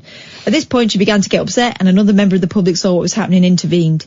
The stranger advised the victims to seek identification. He again produced a card claiming to be a PC Thomas, but the victim refused to pay. She left and later reported the matter to police. Crozier was soon tracked down to the address where he lives with his grandmother in Bench Hill and arrested. In his room, police found Here we go. A fake uniform, warrant card, 2 pairs of handcuffs, and blue latex gloves. Oh, he's going to do bum searches. Wow, he really was committing to the role. This is incredible. The court heard he was convicted of similar matters in 2017 when he posed as a fake car buyer. He promised to buy vehicles online and then didn't provide the funds. This guy's a scumbag and a piece of trash, but he's also my hero. Well, if we could just turn his powers to the light side rather than the dark side, he could be a very valuable weapon in the war against crime. He could be. We've got 4.5 minutes till the break. I don't want to start another story. The phone's not ringing, that's fine. Maybe we just sit. We're playing Rick Wakeman, which is an interview we did a while ago. It's a really good interview. Rick Wakeman from Yes and session musician and Grumpy Old Man and all that. He's great. We did this ages and ages ago when we didn't have many people listening to the show. And now we've probably got even less listening to the show if I'm honest. But we thought, well, let's get it and let's play it and let's let you guys enjoy it. Everyone loves Rick Wakeman. Everyone loves Rick Wakeman. If I'm honest, I'm feeling a little bit down today. I don't think I can finish the full marathon tonight. But it's a good interview. It's a really good interview. So I think we're going to enjoy it. But maybe we just wait we've got until 59. Or you can see the clock now, can't you? Yeah. We've got until 59. Maybe we just... No. No. Sorry, we're just doing the voices for the tennis players on the telly. No, not me. So maybe we just wait. And if people call in, let's get some relaxing music. Hang on a second. Let me find, what's this? Oh, let's start. Let's get some relaxing music. Let's all cool out.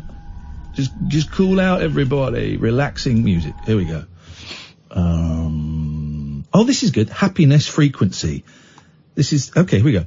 This is Happiness Frequency, Love, Success, Law of Attraction, Relaxing Music, 24/7, Sleep, Relax, Study. All right, so this is going to be great. So let's have a listen to this. And if anyone wants to call in, we've got 4 minutes until the break. 0344 499 1000. Just going to chill out.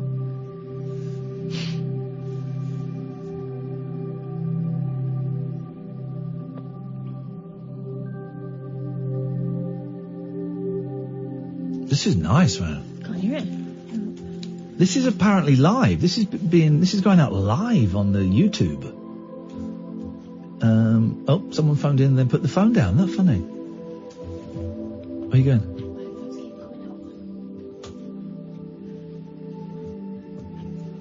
Let's try line 1. You're on the wireless. Hello, good evening. Yes. You're both going to hate this. Well, then don't. Well, no, hang on a minute. Then don't do it. No, but it's in a nice way. because I'm coming with a friend to see you on Saturday. Okay, Shaftesbury. Still plenty of tickets available. Well done. Thank you for the support. And I'm both going to, whether you like or not, give you a present. Okay. Is it a punch in the face? Is it a karate chop? No. Is it a car? Not that, no. Hopefully a nice present for each of you, but... okay. It just basically goes back to Christmas, really, and this is a bit you won't like because I know you don't like taking compliments. I love it. I love taking compliments. I'm taking it. Go. Okay, well, to be fair, four people got me through Christmas. Oi. You, Catherine, my son, and the Samaritans. Oh, mate. And I'm glad you made it. I'm glad you made it. And I'm not, you know, I admire you a lot because you speak openly and you're very good at sort of talking about your sort of mental health and everything. Yeah. But because I was a copper for sort of 17, 18 years, you know, I'm one of those old school... Yeah, you struggle to be open about emotions and stuff. Yeah, absolutely, yeah. I really do. But through Christmas and New Year, your show got me through, really. Nice one, man. Well, I'm glad that we helped in whatever size way it was, and I'm glad you made it through the other side, Ray. No, yeah, I'm still struggling, but, you know, I still come to see you guys, so I must be that mental. Well, there you go, you see. This shows that you need help. We will know that you're better when you stop coming to the shows and you've... hey, listen, man, it's always nice to see you in the shows. It was nice to... it was your boy, wasn't it? It was at the one in London. Yeah, nice you to see met your my boy. son as well. Yeah, it was lovely to see you. So, you know, we'll look forward to seeing you in beautiful Dorset on Saturday at 1:45, I think. Cheers, man, yeah. Nice one, I Ray. look forward to seeing you both as well. Cheers, mate. Thank you very much. Let's very quickly take one more call and then we'll go to the... I got the wrong button there. Let's go to James. Good evening, James. Hey, guys. How you doing? Very well, James. What have you got for us? Just wondering, have you ever knocked one out when you're driving? Thank you very much for your call. God. That's a shocking question, isn't it? Listen, I can't give any more sexual revelations because it's turned my life into something very strange already. So I cannot give any more. I personally have not. I have not masturbated myself when I've been driving. That's all I can say under these situations. We got Mary coming up after the news. We could have you, dear listener. 0344 499 1000. This is the Late Night Alternative. We are on every weeknight from 10. I'm Iain Lee. She is Catherine Boyle. This is Talk Radio. Talk Radio. The Late Night Alternative with Iain Lee on Talk Radio. We have ways of making you talk.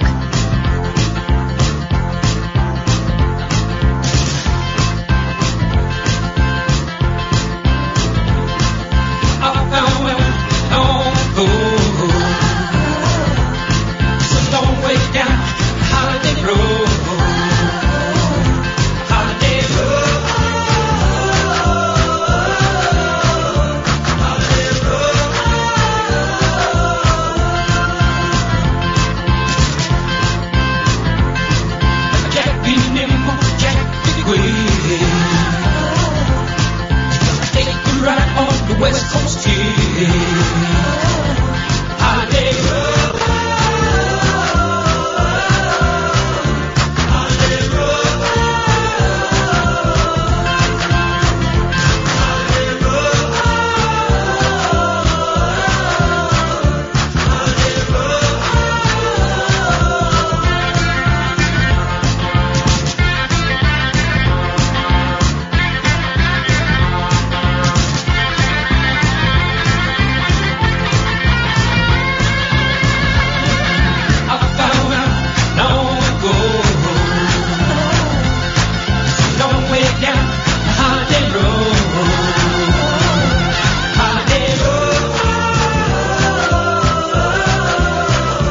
Holiday Road.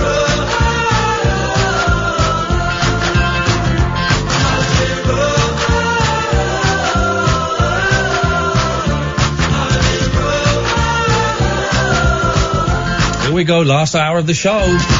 We're not in tomorrow, so if you want to talk, now is the time to do it. 0344 499 1000, guys. Come on.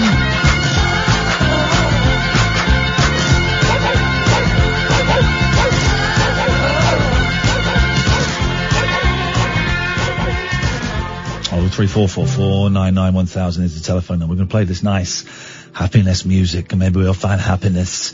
We'll find happiness listening to the music, and then guys. Mary's on the line. Good evening, Mary. Hello, good evening. Hello, Mary. I got cut off the last time I telephoned, and I just wanted to say thank you for the song that was Mary. Mary.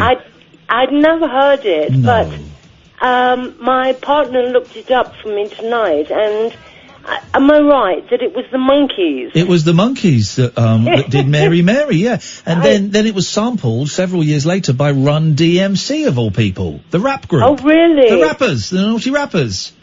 Oh, wow. Yeah. That's amazing.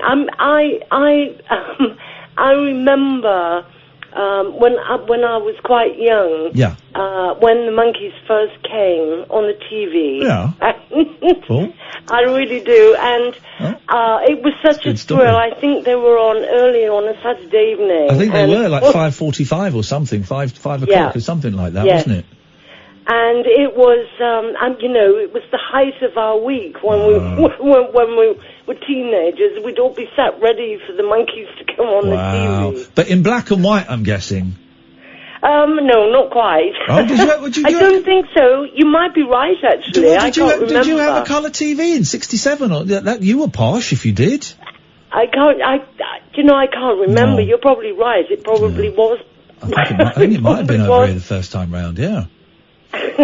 How have you coped today, Mary, in this blistering heat? Truthfully, I've stayed indoors. Yeah. I've stayed inside.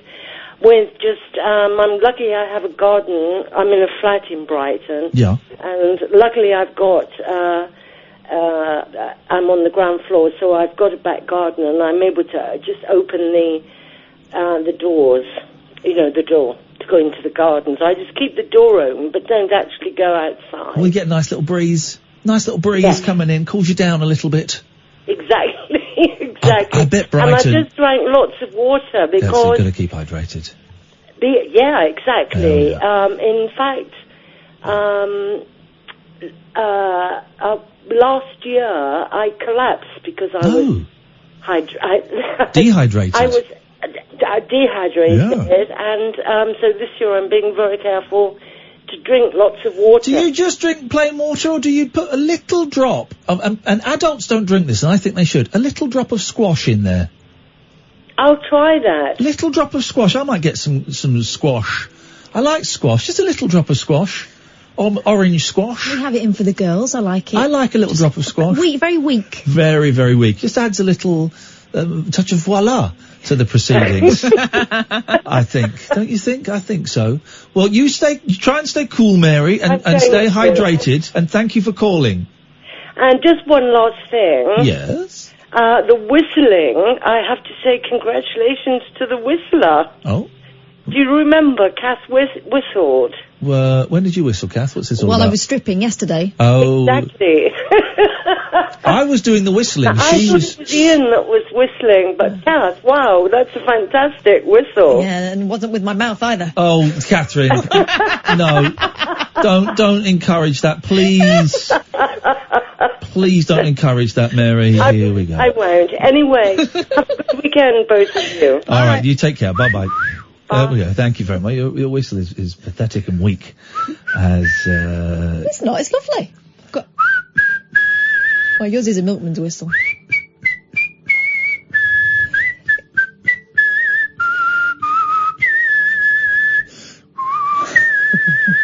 Can hear you going, ooh, ooh, ooh.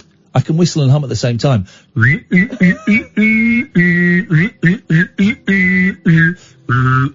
don't know what that is. I'm whistling. What for?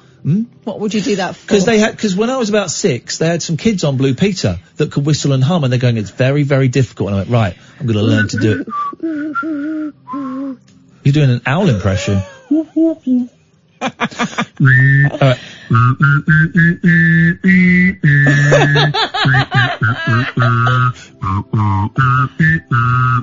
What is weird is that it's a different note that you're doing with each technique. That's a matter of opinion, and opinions, as we know, Hey, I had a good phrase there when I went and got my hair cut in Chiswick, because I was doing something in Chiswick, and I thought, I fancy a haircut. So I just went into a place. There's a really nice woman called Kerry, and I took a punt.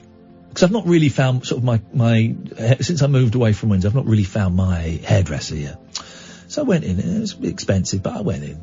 And Kerry was nice, and she was laughing. She called at one point, she was telling me about how she was going to go to Pride with her girlfriend. She's very like me, in that she doesn't like big crowds, and she doesn't like holidays on the beach. This is what we were discussing. And, why did she call me a winker? She said something. I said something, and she said, you winker. I said, oh, right, that's how you deal with... Right, that's how you deal with customers, Gosh, is and it? a first-time customer, It was funny, but she used a great phrase. She said, so do you often cheat on your barber? I went, what? Well, you're cheating on your barber. You've never been here before. You said you're never going to come back. You don't look, so you're cheating on your barber. Do you do that a lot? I went, oh, my God. I didn't know that was Feels that way. cheating on your barber. I remember when I used to go to a hairdressing salon, if my usual hairdresser wasn't there, I used to feel very sheepish about going to one of her colleagues because she'd find out. Yeah, it's almost better to go somewhere else. It's a tough one. It was expensive. It was 25 quid this haircut, which is expensive. Normally I pay about 16 quid. Well, I was in Windsor, I paid 20 quid. That won't make a difference. But I just fancy getting a haircut. I think she's done a good job. She's done a great job. Little spruce up does you good. Little spruce up does you good. I enjoyed chatting with her. Gave her a tip as well. I enjoyed it overall. It was a thoroughly enjoyable experience. Even though she called you a winker. Even though she called me. What did I say to her?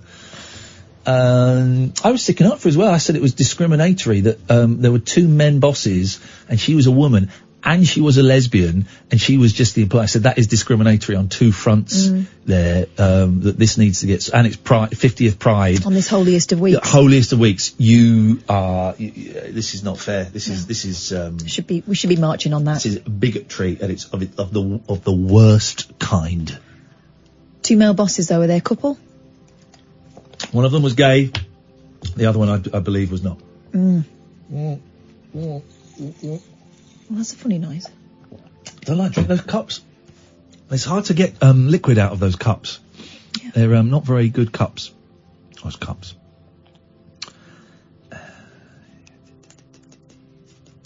Okay, let's do some of this. 03. Yes. What's the deal with Rick Wakeman? How are we doing that? How are we doing this? That's Amy? half an hour's worth. It's 28 minutes and like 30 seconds or something. And it doesn't have a jingle on the beginning. Don't tell me that, or the listener, because that's boring. I just want to know what I'm doing with the adverts, where I'm stopping to... That's obviously more interesting. Well, it's more important, actually. Okay, well, Amy? I haven't got a jingle on it, Arcade. I've not done that bit. Well, you just need to know whether you need to do a talk-up or not. All right, Arcade. Racist. All right, Arcade. Racist, Arcade. Amy, what's the deal? Well, it depends. Oh, Jesus. She's going to give me an answer. If you want to do it now and come back after, or if you want to... We want to go home early. That's why we're playing it. We want to go home early because we don't want to come back after. What are you thinking? If, why would we want to come back after? We want to go home early. If you'd like to go home early... Whoa! Certainly not. It's just a quality interview that bears a second listen. Whoa, Amy! Wow, that wounded me. Yeah, we're not those guys. What a mean thing to say. You have a good think, Amy, and we'll come back to you in a moment. Outrageous behaviour. Gosh. Line 1, you're on the wireless. Hello, Ian and Catherine. Hello, Still there? Sorry. We're here. I have to apologise. I haven't been listening because I've been out, and that's my reason for my call. Okay, that's okay.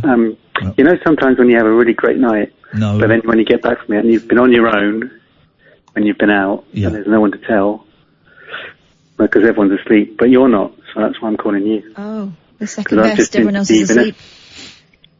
Yeah, but you know, because this is difficult for me. But I've just been to see Vanessa Paradis in. Vanessa Paradis. Did she do my favourite of her hits, Lenny Kravitz? And it was magnificent. Did she do Lenny Kravitz? Do you know she did a song called Lenny Kravitz? No, I didn't know that. Oh my goodness! I don't know she did. Find that, Ian. It's a ridiculous song. What is this? Vanessa Paradis, Lenny Kravitz. Do we see his penis in this? No, it goes. He's got to have it. Oh, oh, oh. Watch out for the damage. Oh, oh, oh. Okay. Go on, have a listen. All right, I'm finding it, mate. I'm finding it. Silver and Gold, yeah? No, Lenny Kravitz. Silver and Gold, yeah? No, Lenny Kravitz. Yeah, Vanessa Paradis and Lenny Kravitz, Silver and Gold. No, he's not in it. It's called Lenny Kravitz. So why... oh, Jesus. You really make me want to puke. Well, okay.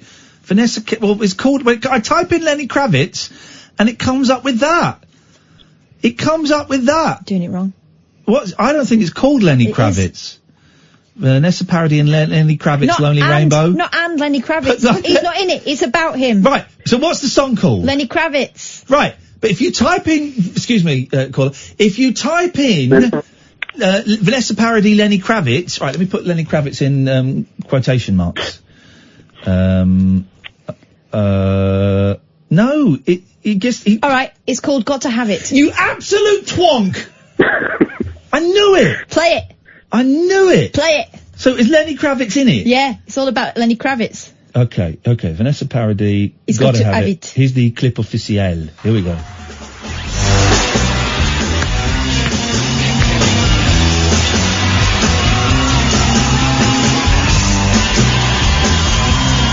Did she sing this one tonight then? No. Okay. Sorry. She did go to taxi. All right. You take my heart and drink it for tea. You mix me up and walk out the door. You take my love and hurt me for Here it comes. Watch out for the damage. Oh, this is good. I like this. I'm talking Lenny Kravitz. Okay, I like that. That's fun. That was fun. And you saw her tonight in Lille. Lyon. Lille. Lyon. Leon. Okay, sorry, Leon. His name is Leon, and you saw Lenny Kravitz in Lille.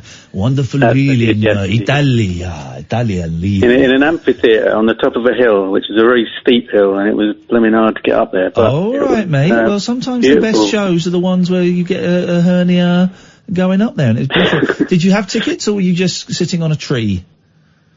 No, I bought a ticket. Okay. And it was fantastic, yeah. And sometimes, just like pop music, when it's done beautifully by someone who really owns a stage, is just, there's nothing better. Nick asks, how did you get home? How did I get home? I walked down the hill. Yeah. And then I walked across the river, and I'm in the Airbnb that I'm staying in, because I'm here for the World Cup, which is football, so don't worry about that. Okay, so you didn't get home by Jola Taxi? No. Okay. I didn't go home by Jola. I was singing Jola Taxi on the way down, but no, I wasn't in a taxi, I'm afraid. Okay. Sorry to disappoint everyone. Well, thank you, Leon, for that. I'm glad you had a great time seeing Lenny Kravitz in Lille. And, yep, thank you very much indeed. Let's take a break. Late night conversation worth losing sleep over. The Late Night Alternative with Iain Lee on Talk Radio. We have ways of making you talk. 0344 499 1000. Good evening, Michael. I do, mate. I've got a bit of a story to tell you. I was in, cash converters the other week. You know cash converters, don't you? I love cash converters. It's great stuff. Yeah. You got some good stuff in there. Okay, all right. There you go. There's a yellow card. Right, there's a yellow card. I knew it was coming, so I was ready. You're not allowed to swear on the show, and it may have been an old effing Pokemon game, but even Pokemon deserve respect, even the old ones. So I'm going to let you come back on, but if you do any more swears, I'm going to have to let you go. Do you understand, Michael? Yeah, sound. Okay. Okay. So anyway, what makes me think there's going to be another swear very, very quickly? There won't be. I'll try my hardest not to. Okay. Okay. So, but that was part of the story. We got that out of the way. Anyway, so I was looking to buy the product that I wanted to buy. The old Pokemon game. No, someone came up and popped the balloon in my ear. Anyway, I had to leave the building because the ringing in my ears from that balloon, gave me a severe tinnitus, like my ears were ringing. That's because I was disorientated. Anyway, so I went straight home from that. Anyway, and when I got home, I sat down because I needed to sit down because the ringing in my ears. Yeah. And I sat down. I had a chocolate Aero in my back pocket. Woo! And Anyway, that melted, and I forgot about it because of the ringing in my ears. And so while I sat down and I looked... Okay.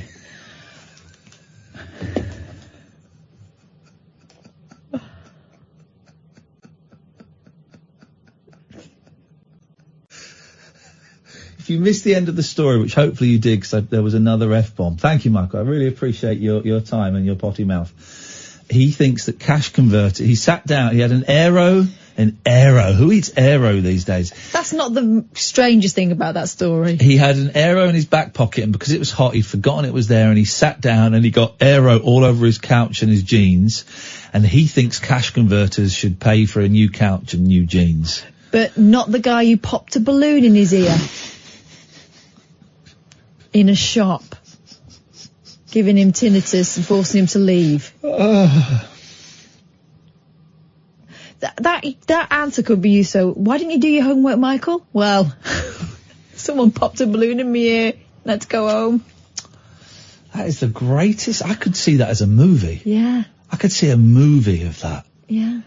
Popped a balloon in his ear. He was just buying an old effing Pokemon game.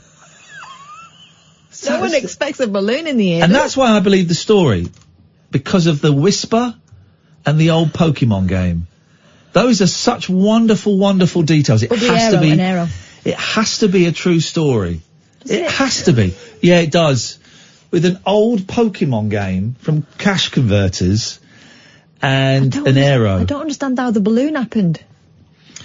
A dog owner threw a stick for his pet to fetch.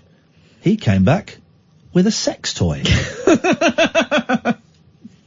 Security guard Greg Pinion, 44, only realised the 8.5-inch plaything was in Steve the English Bull Terrier's chops when they went past a pub walking home. He said there was a group of lads having a drink outside. They started laughing and pointing. I had a closer look and realised it wasn't a stick, but a great... You know, sometimes I read these things and I change the words. I'm not changing any of these words. Realised it wasn't a stick, but a great big floppy rubber penis. And he wouldn't give it up. I broke into a jog to get home as quickly as possible.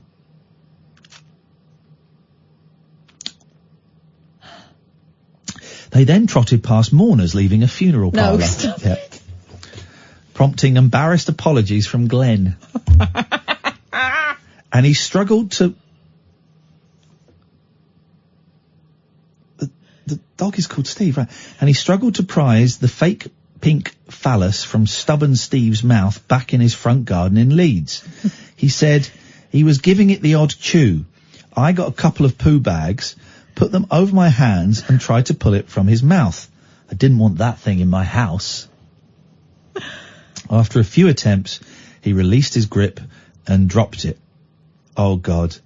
Oh, God. Here's the thing, right? It doesn't say it in the story. Here's the thing. There's a picture of Glenn, the gentleman, and the caption by it is 8.5-inch shock, Glenn. I should have a picture of Steve with the dog with two dicks. See there, firm grip, Steve with the toy in his mouth. After a few attempts, he released his grip and dropped it. It was so embarrassing. The pretend todger... You got any pretend todgers? Which Steve retrieved from bushes by a local field is just the latest bizarre item found in his mouth. Oh, he's a repeat offender, is he?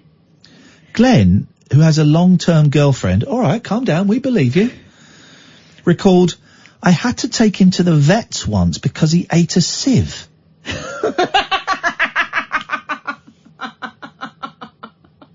I wasn't expecting that. Why did he have to tell you that he had a girlfriend? Was it the girlfriend's sieve? Because he couldn't possibly own a sieve. He also chewed up an iron, had our skirting boards off, and has eaten bras, socks, and pants. He's very affectionate. On this occasion, however, we don't want to encourage his loving nature, so have binned the toy. Wow. And I'm being reminded that it wasn't just any old Aero that that last caller had in his pocket. It was a chocolate Aero. Not a mint one, he's not a pervert. A chocolate Aero. Lance, Waterstones Uxbridge says, I have a similar story to this dog one, but my mum would kill me if I told you. I think you just told us it. What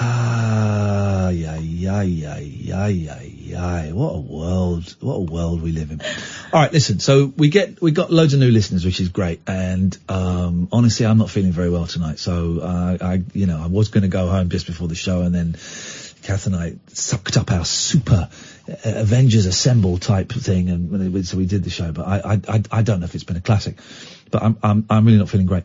So we did what we could, but I just said, I really don't think I can do the whole show. So here's what we're going to do. We're going to play, this is one of my favourite interviews we've ever done. Rick Wakeman, keyboard player with Yes. Loads of you will know him from Grumpy Old Men. He played the piano. Oh, let's just take this call, shall we? Let's just take this call. Hello, caller, you're on the radio. Oh, hello. Hello. Hello. Hello. Yep. Oh, yeah. No, just heard the guy talking about being in a concert in Wales, down at Paradis. Yes. Only to ring in, because I just reminded myself last week I was on holiday in Italy. Went to the Olympic Stadium, Stadio Olimpico in Rome. Yeah. Saw a gig there with Muse singers who are famous in Italy, maybe not so much outside. Oh, yeah. Zucchero. Okay, and Biagio Antonacci. Anyway, the point of it being... yes, you've got 20 seconds. Yeah, okay. Well, I got lost and I had to walk home. So, with my sat-nav, it just managed the boat to get me from where I was, about 4 or 5 miles through Rome, back to my hotel, which was slightly scary, but a hell of a good night, which is all I'm trying to say, really. Did you not get Joe Le Taxi home? I should have, but you try and get Zola Taxi in Rome on a Saturday night, and it's just not happening. Tell me about it. I'm going to go there. So we haven't got time for now the phones go nuts. So we had Rick Wakeman on. This was ages ago, and some of you will have heard it, but I'm guessing most of you won't have heard it. And so it's one of the most charming, lovely gentlemen you could ever speak to, and it was a thrill to have him on the show. We'd have him on at a moment's notice. Ladies and gentlemen, here is Mr. Rick Wakeman. Oh, it's such a pleasure to hear your voice. I chatted to you years and years ago in another life, and it's time for round two. Listen, I tell you the reason why you're on my mind, Rick. I've got 2 young lads who are 7 and 5. Right. And they love music. They love the Beatles and the Monkees and the Zombies. And we're in my car, and my eldest said, "Daddy, what's the longest song that you know?" And I went, I've got a song on my iPod that's just under 19 minutes long, by a group called Yes, Close to the Edge. Yep. And we put it on, and they loved it. Really? You sound surprised. Close to the Edge is a masterpiece. You know, it really is one of those songs. And my 7 and 5-year-old, they're going, how much longer's left? And they were singing it. They were seasons will pass you, but they were singing it and absolutely loving it. Oh, that's lovely.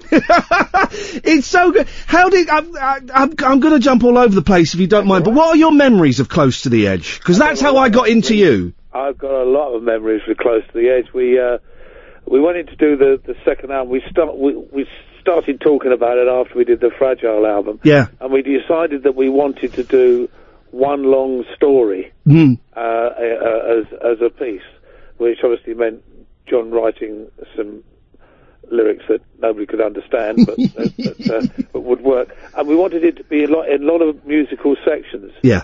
And there was a few things that we'd sort of thought about and talked about.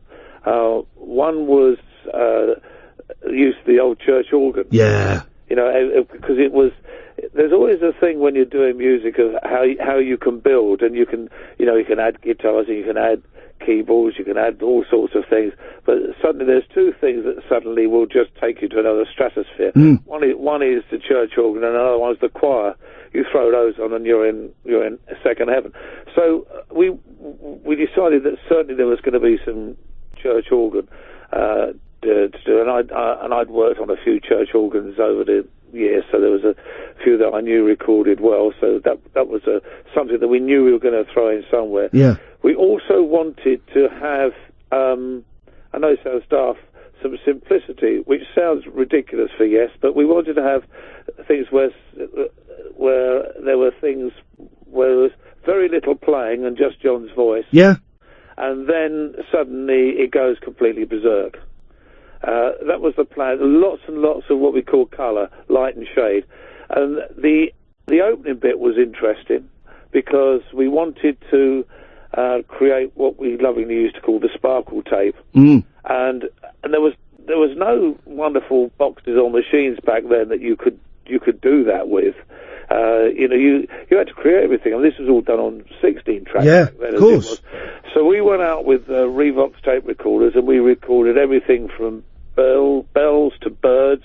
You went out and did it yourselves? Yeah, to birds, to wind noises, to water, to all sorts of things. And we recorded all this, came back, we put it on a 16 track, and then we mixed it onto a 1/4 inch. But then the problem was we had to put it back onto the 16 track. So we formed what was you would call these days a loop tape, which is where we joined about 200 foot of tape together. Yeah. And ran it off of the machine, and we had pencils sticking in holes. I've heard legends of bands doing this in the 60s and the 70s. It's actually happened. So you'd be... And it went we all had our own pencils to keep the tape and things going and round, and we did. And the thing that's ridiculous is, well, it's not ridiculous really. It was that wonderful period of time where musicians were ahead of technology. So you had to find a way of making it work. Yeah. And the whole thing, I think, took us about 2 weeks to do. Wow. Non-stop of work. When, back in 2002, we decided to play Close to the Edge again, with the equipment I had, they said, got you sort out the sparkle tape? I said, yeah. And I think it took me about 8 minutes.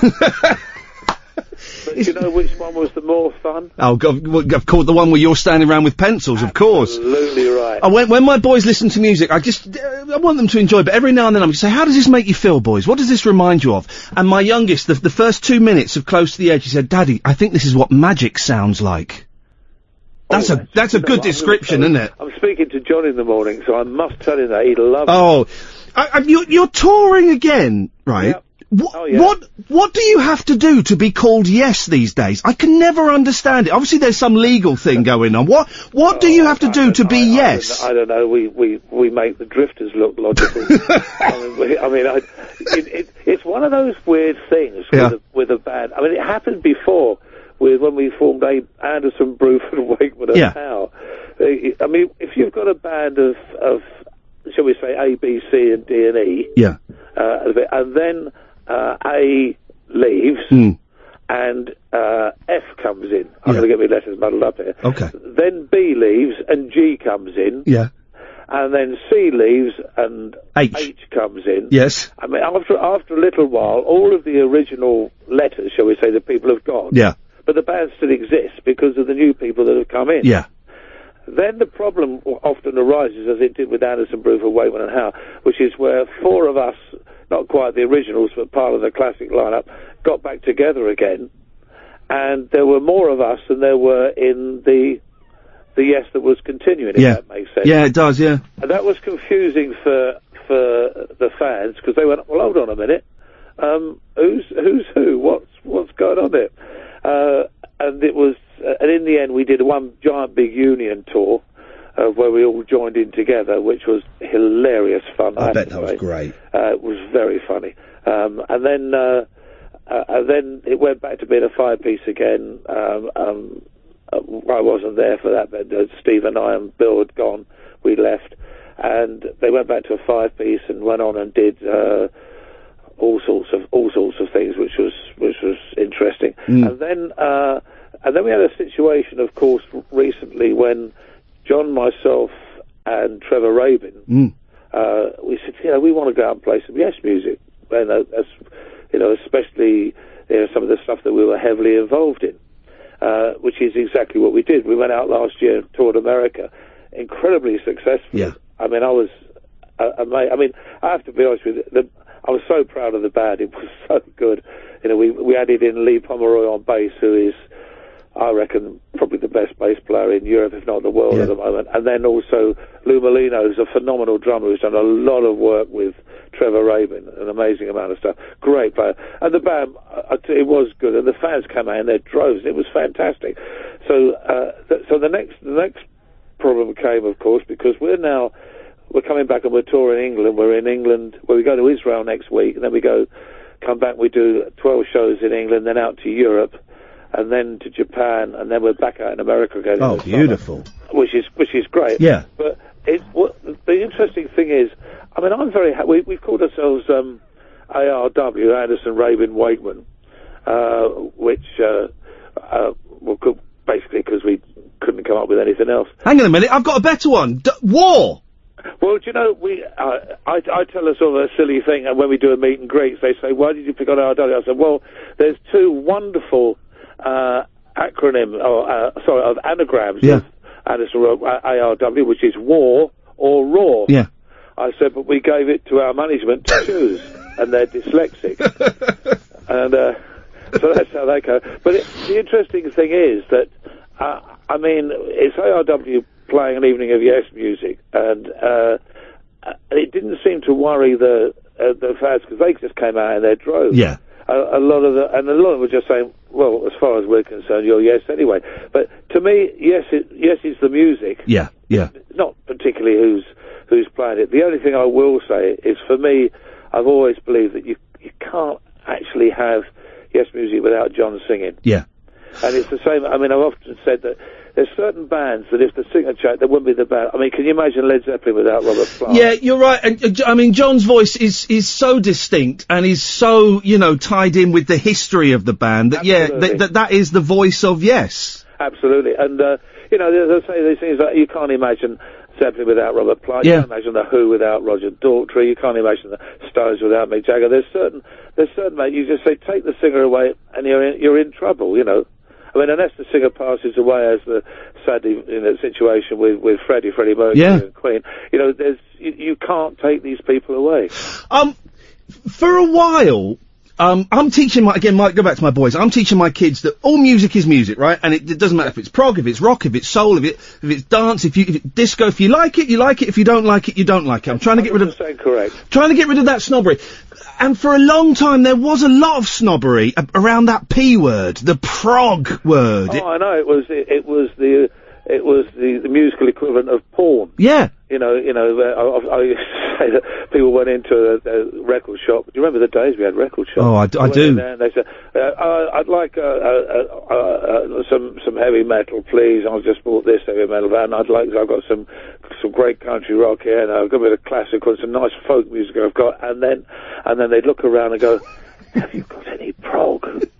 And the guy will put his hand under the counter and it'll come up in a brown paper bag and sort of hand it over. And that's what it was. But, do you know, the interesting thing is, you see, we're now into generations that don't actually remember the start of, shall we say, rock and roll. So they can't put a date on anything. Yeah. And so they either like it or they don't like it. I mean, there's a story that I tell occasionally where I was taught a massive lesson about music, and it was year 2001 it was, and I go to South America to play a lot, and I was down in South America, and I walked out my hotel, and this young lad spoke really good English, came up to me, and he had a vinyl copy of my Six Vials of the Henry VIII. And he said, will you sign this, please, Mr. Wake? I said, yeah, of course I will. And I said, how old are you? He said, 16. Beautiful. And I said, what do you like about this old music? And he got really quite angry. He said, what do you mean old music? I said, well, this is old. I did this in 1972. He said, it may be old to you, but it's new to me. He said, never forget that when somebody hears something for the first time, it's new. I heard this for the first time last week and loved it. It's new. Wow. Don't ever forget, whenever you play in a concert, there are people in the audience. For them, it is new. And off he went, and I just took about being hit with a sledgehammer. And I went back in the hotel, and my drummer, Tony, was at the bar, and he said, you're all right. He said, you look like you just had the biggest shock of your life. I said, I've just been taught an amazing lesson by a 16-year-old kid. And I've never forgotten that. But it's true, isn't it? I go to concerts now, and the boys are only 7 and 5, but I take them to see Brian Wilson and the Monkees, and we're going to see a version of the Beach Boys, and all this stuff. And you're right, these songs, I mean, your song's 40 years old, 45 years old. So many bands celebrating their 50th anniversary, sort of around about now. 50th anniversary next year. Is it? Yeah. Flip it. I mean, I suppose so. Yeah, of course. And yet, I mean, we're talking about close to the edge. It sounds so fresh. It doesn't sound dated. Well, you listen to a lot. The interesting thing is, one of the great thing about a lot of bands and musicians and that and things today, when you listen to it, they have, because we all do. We don't do it deliberately, but we all take from different areas and eras that we know and love. Yeah. You can play a lot of music that's around today, and you'd be hard pushed if you didn't know who the artist was, whether it was 70s, 80s, 90s, 2000s. You know, you'd be really hard pushed to know, because there's such a wide expanse of music going on at the moment, which is fantastic. And nobody sticks a date stamp on it anymore. You know, you summed it up right at the beginning. You said you either like it or you don't like it. Yeah, and I think we've lost with the end of things like Top of the Pops and you know, vinyl and CD sales sort of becoming a different thing. The way we absorb music is different. I think a lot of that snobbery has gone to a certain extent, you know. It's disappeared. You're right. It's disappeared altogether. I mean, and what is very interesting now is that you've got a generation of especially young people in that now, who are discovering vinyl for the first time. And going, what's this all about? I mean, as you're probably aware, for the last 2 years, vinyl has outsold all other formats. I mean, there's I'll give you an example of how difficult it is. We wanted vinyl versions of my Piano Portraits album, so that went in line to be pressed up back. I think it was last May, and we got it last week. Oh, it's all booked up. I've got a tiny little record label, and all the vinyl presses are booked up for months. You can't get anywhere near. And there's one guy in Czechoslovakia, the old Czechoslovakia, Czech Republic, who I just take my hat off to. Donkeys years ago, when EMI closed down, he bought all the vinyl pressing stuff. Oh, very smart. And everybody laughed at him. Yeah. He's now the richest man in Eastern Europe. You mentioned the new album, or the album that came out earlier this year, Piano Portraits. You're still making albums, Rick, and I was wondering why. Because record music doesn't sell as much as it used to. Is it you've just got this overwhelming urge just to keep making things? Well, yeah, well, it's your record, it's your diary, isn't it? Really. Yeah. It's your musical diary, you know, when you depart this mortal coil, it's what you leave behind. And you still get that thrill. We had Dave Mason on the other week, and he kind of said, I don't make records anymore because it won't sell, and I put all this work into it, and we'll sell 1,000 copies. What's the point? But you still enjoy having that thing, and people being able to go and get it. Yeah, well, I mean, I'm lucky that, I mean, there's so few places you can buy, but you can still buy, you know, I mean, Piano Portraits, I mean, I don't know, it's already around about 50,000 or something in the UK. Wow. You can still sell. Yeah. But, you know, it's nothing like it used to be when it used to be in the, you know, to get in the top 10. You needed to sell a minimum of 250,000 or plus. Do you remember when records sold 1 million copies? 1 million copy single? Yeah. I mean, you could do an awful lot, but, you know, I think that's going to turn round. I think that it's going to come back. I think record stores, not quite as they used to be, they're going to come back because of the phenomenal interest in vinyl. Yep. You know, and the people getting interested in the artwork again and reading the notes about what it's all about. And I think it's going to. I think it's going to make a big resurgence in returning things to a little bit as they were. Well, there's nothing I don't agree with Dave that it's not worth it, because it is your heritage. Yeah. It is what you put a lot of the work in, but it's what you leave. I mean, if you don't record it, what is there for people to discover in years to come? Yeah. Or you know, they can't, you know, get into your head. You know, so I don't think it's even if it's going to, I mean, I've made CDs purely on a selfish level because it was music that I knew it wouldn't sell because it wasn't a job, but it was something that I felt that I very much needed to record. Yeah. And to have it there, you know, I mean, what's the point of having a diary if you don't write in it? And our lives are musical diaries for musicians. So if you don't fill in your diary, then there's nothing for people to discover. What a lovely way of looking at it. And the thing I enjoy, which you get with CDs a bit, but you get more with vinyl, is I can spend literally hours just in a record shop or a record fair flicking through. That thing when you stood there and you're flicking through and you're seeing. Yeah. And you mentioned the artwork. Of course, the Yes albums and your solo albums, particularly the ones in the 70s, the artwork was integral, wasn't it? I mean, you really went to town on those things. Well, Roger Dean was, well, he still is one. He's one of my dearest friends, Roger. He's absolutely amazing. I mean, he somehow manages to translate the music into the wonderful paintings that he does. Yeah. And to me, Yes has always had some decent artwork for other stuff, even when Roger hasn't done it. But it's the Roger Dean artwork that people associate with Yes, and it's the only one that really works for me. He did, when I re-recorded King Arthur a couple of years ago and Journey 4 years ago, Rog did the artwork for both of those. They're just amazing. He's a clever, but people love all that. They love looking at it and reading all the notes. With no disrespect to CD, you can't read anything on those covers, you know.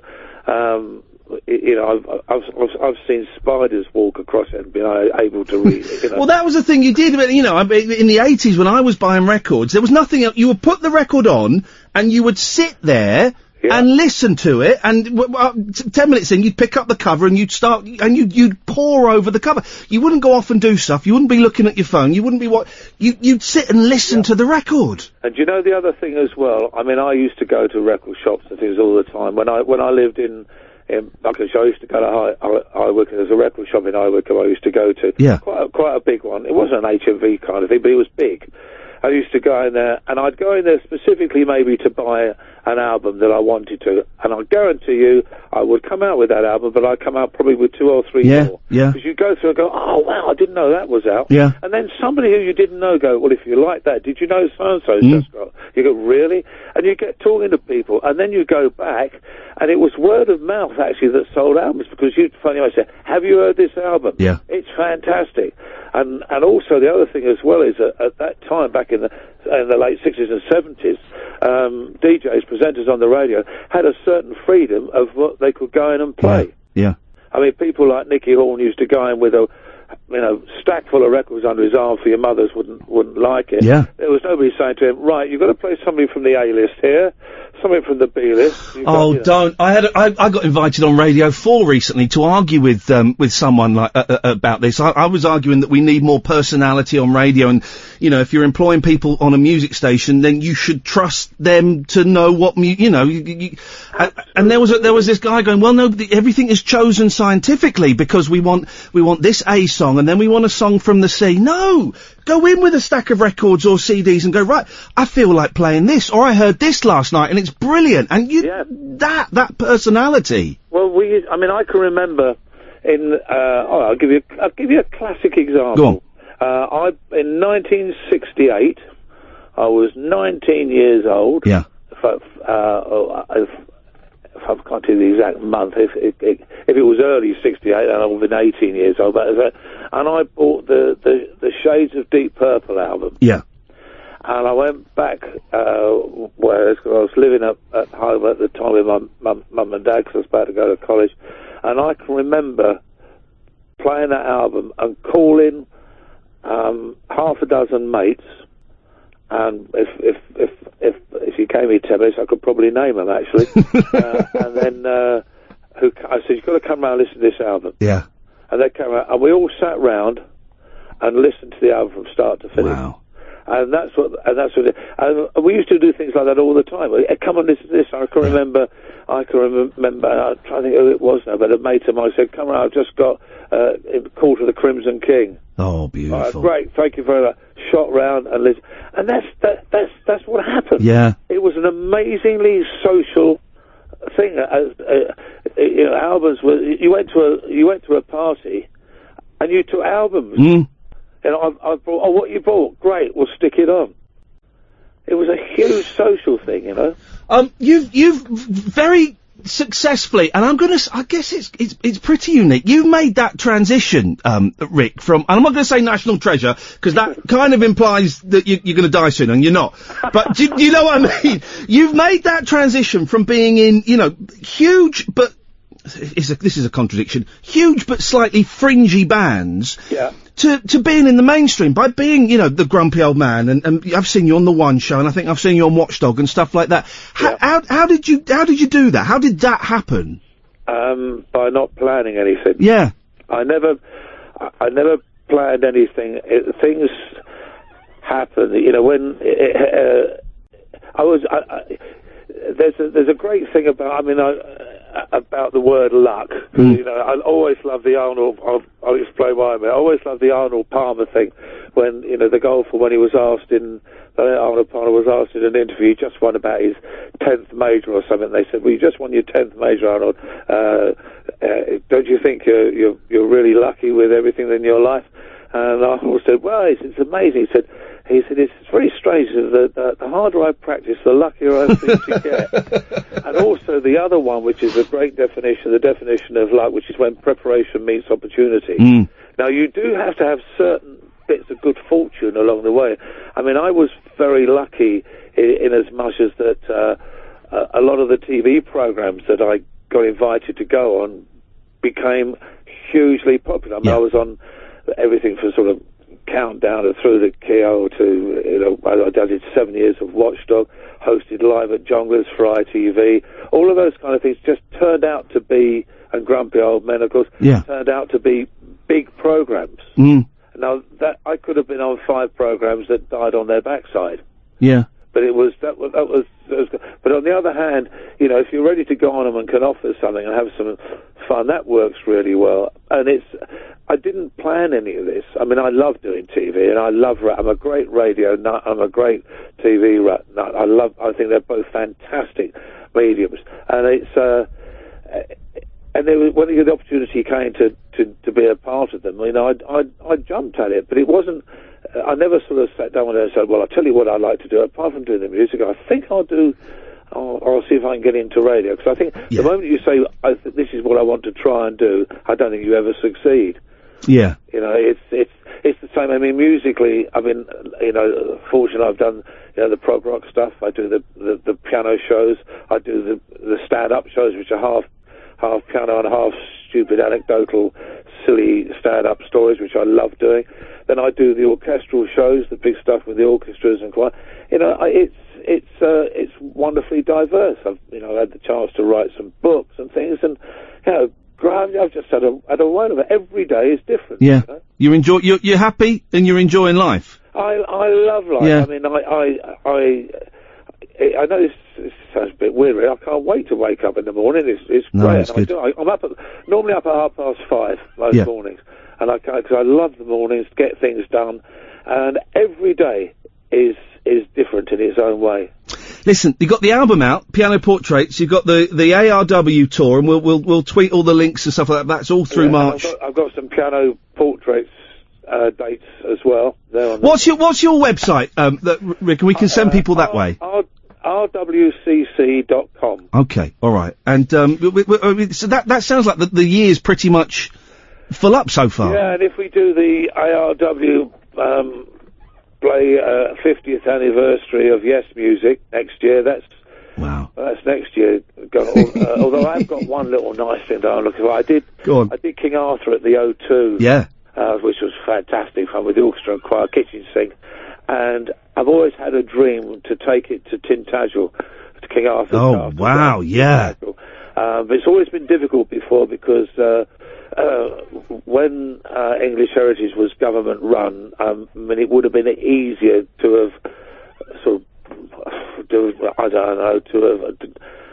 gone to the moon and played it than it was done that. But English Heritage is a private company now, and I talked to them about it. They came to the O2, loved it. So the plan is next July. Wow. We're going to take it with orchestra, choir, kitchen sink job to Tintagel to some beautiful big fields by the car. And I've already spoken to. I thought in for a penny. So I've got jousting tournaments. It's going to be absolutely outrageous. So I love it. mixture of all of the 50-year anniversary. Oh, mate, listen, I love it. I'm going to try and find, I don't know what it's going to be, but I'm going to try and find a show that I can bring my boys to that isn't a school night, because I'm taking them to everything, and I'm saying to them, if you don't like what I like, that's absolutely fine, but you should experience it and you should see it, and so far they've enjoyed the ride. And I say, tell John, they were singing, a 5 and a 7-year-old in the back of my car singing Close to the Edge, saying, this is what I think magic sounds like, Daddy. So... Well, I'm going to speak to John tomorrow night, because he's in California, that's where he lives. Yeah. And I'm going to tell him that will absolutely knock him out, I can tell you that now. Fantastic. Rick, honestly, such a thrill to talk to you. Anytime you want to come on and plug stuff, you've got an open invitation. You're a gentleman and a scholar, sir. Thank you, mate. Take care. Bye-bye. Cheers. Bye. Across the UK, online and on DAB. Talk Radio.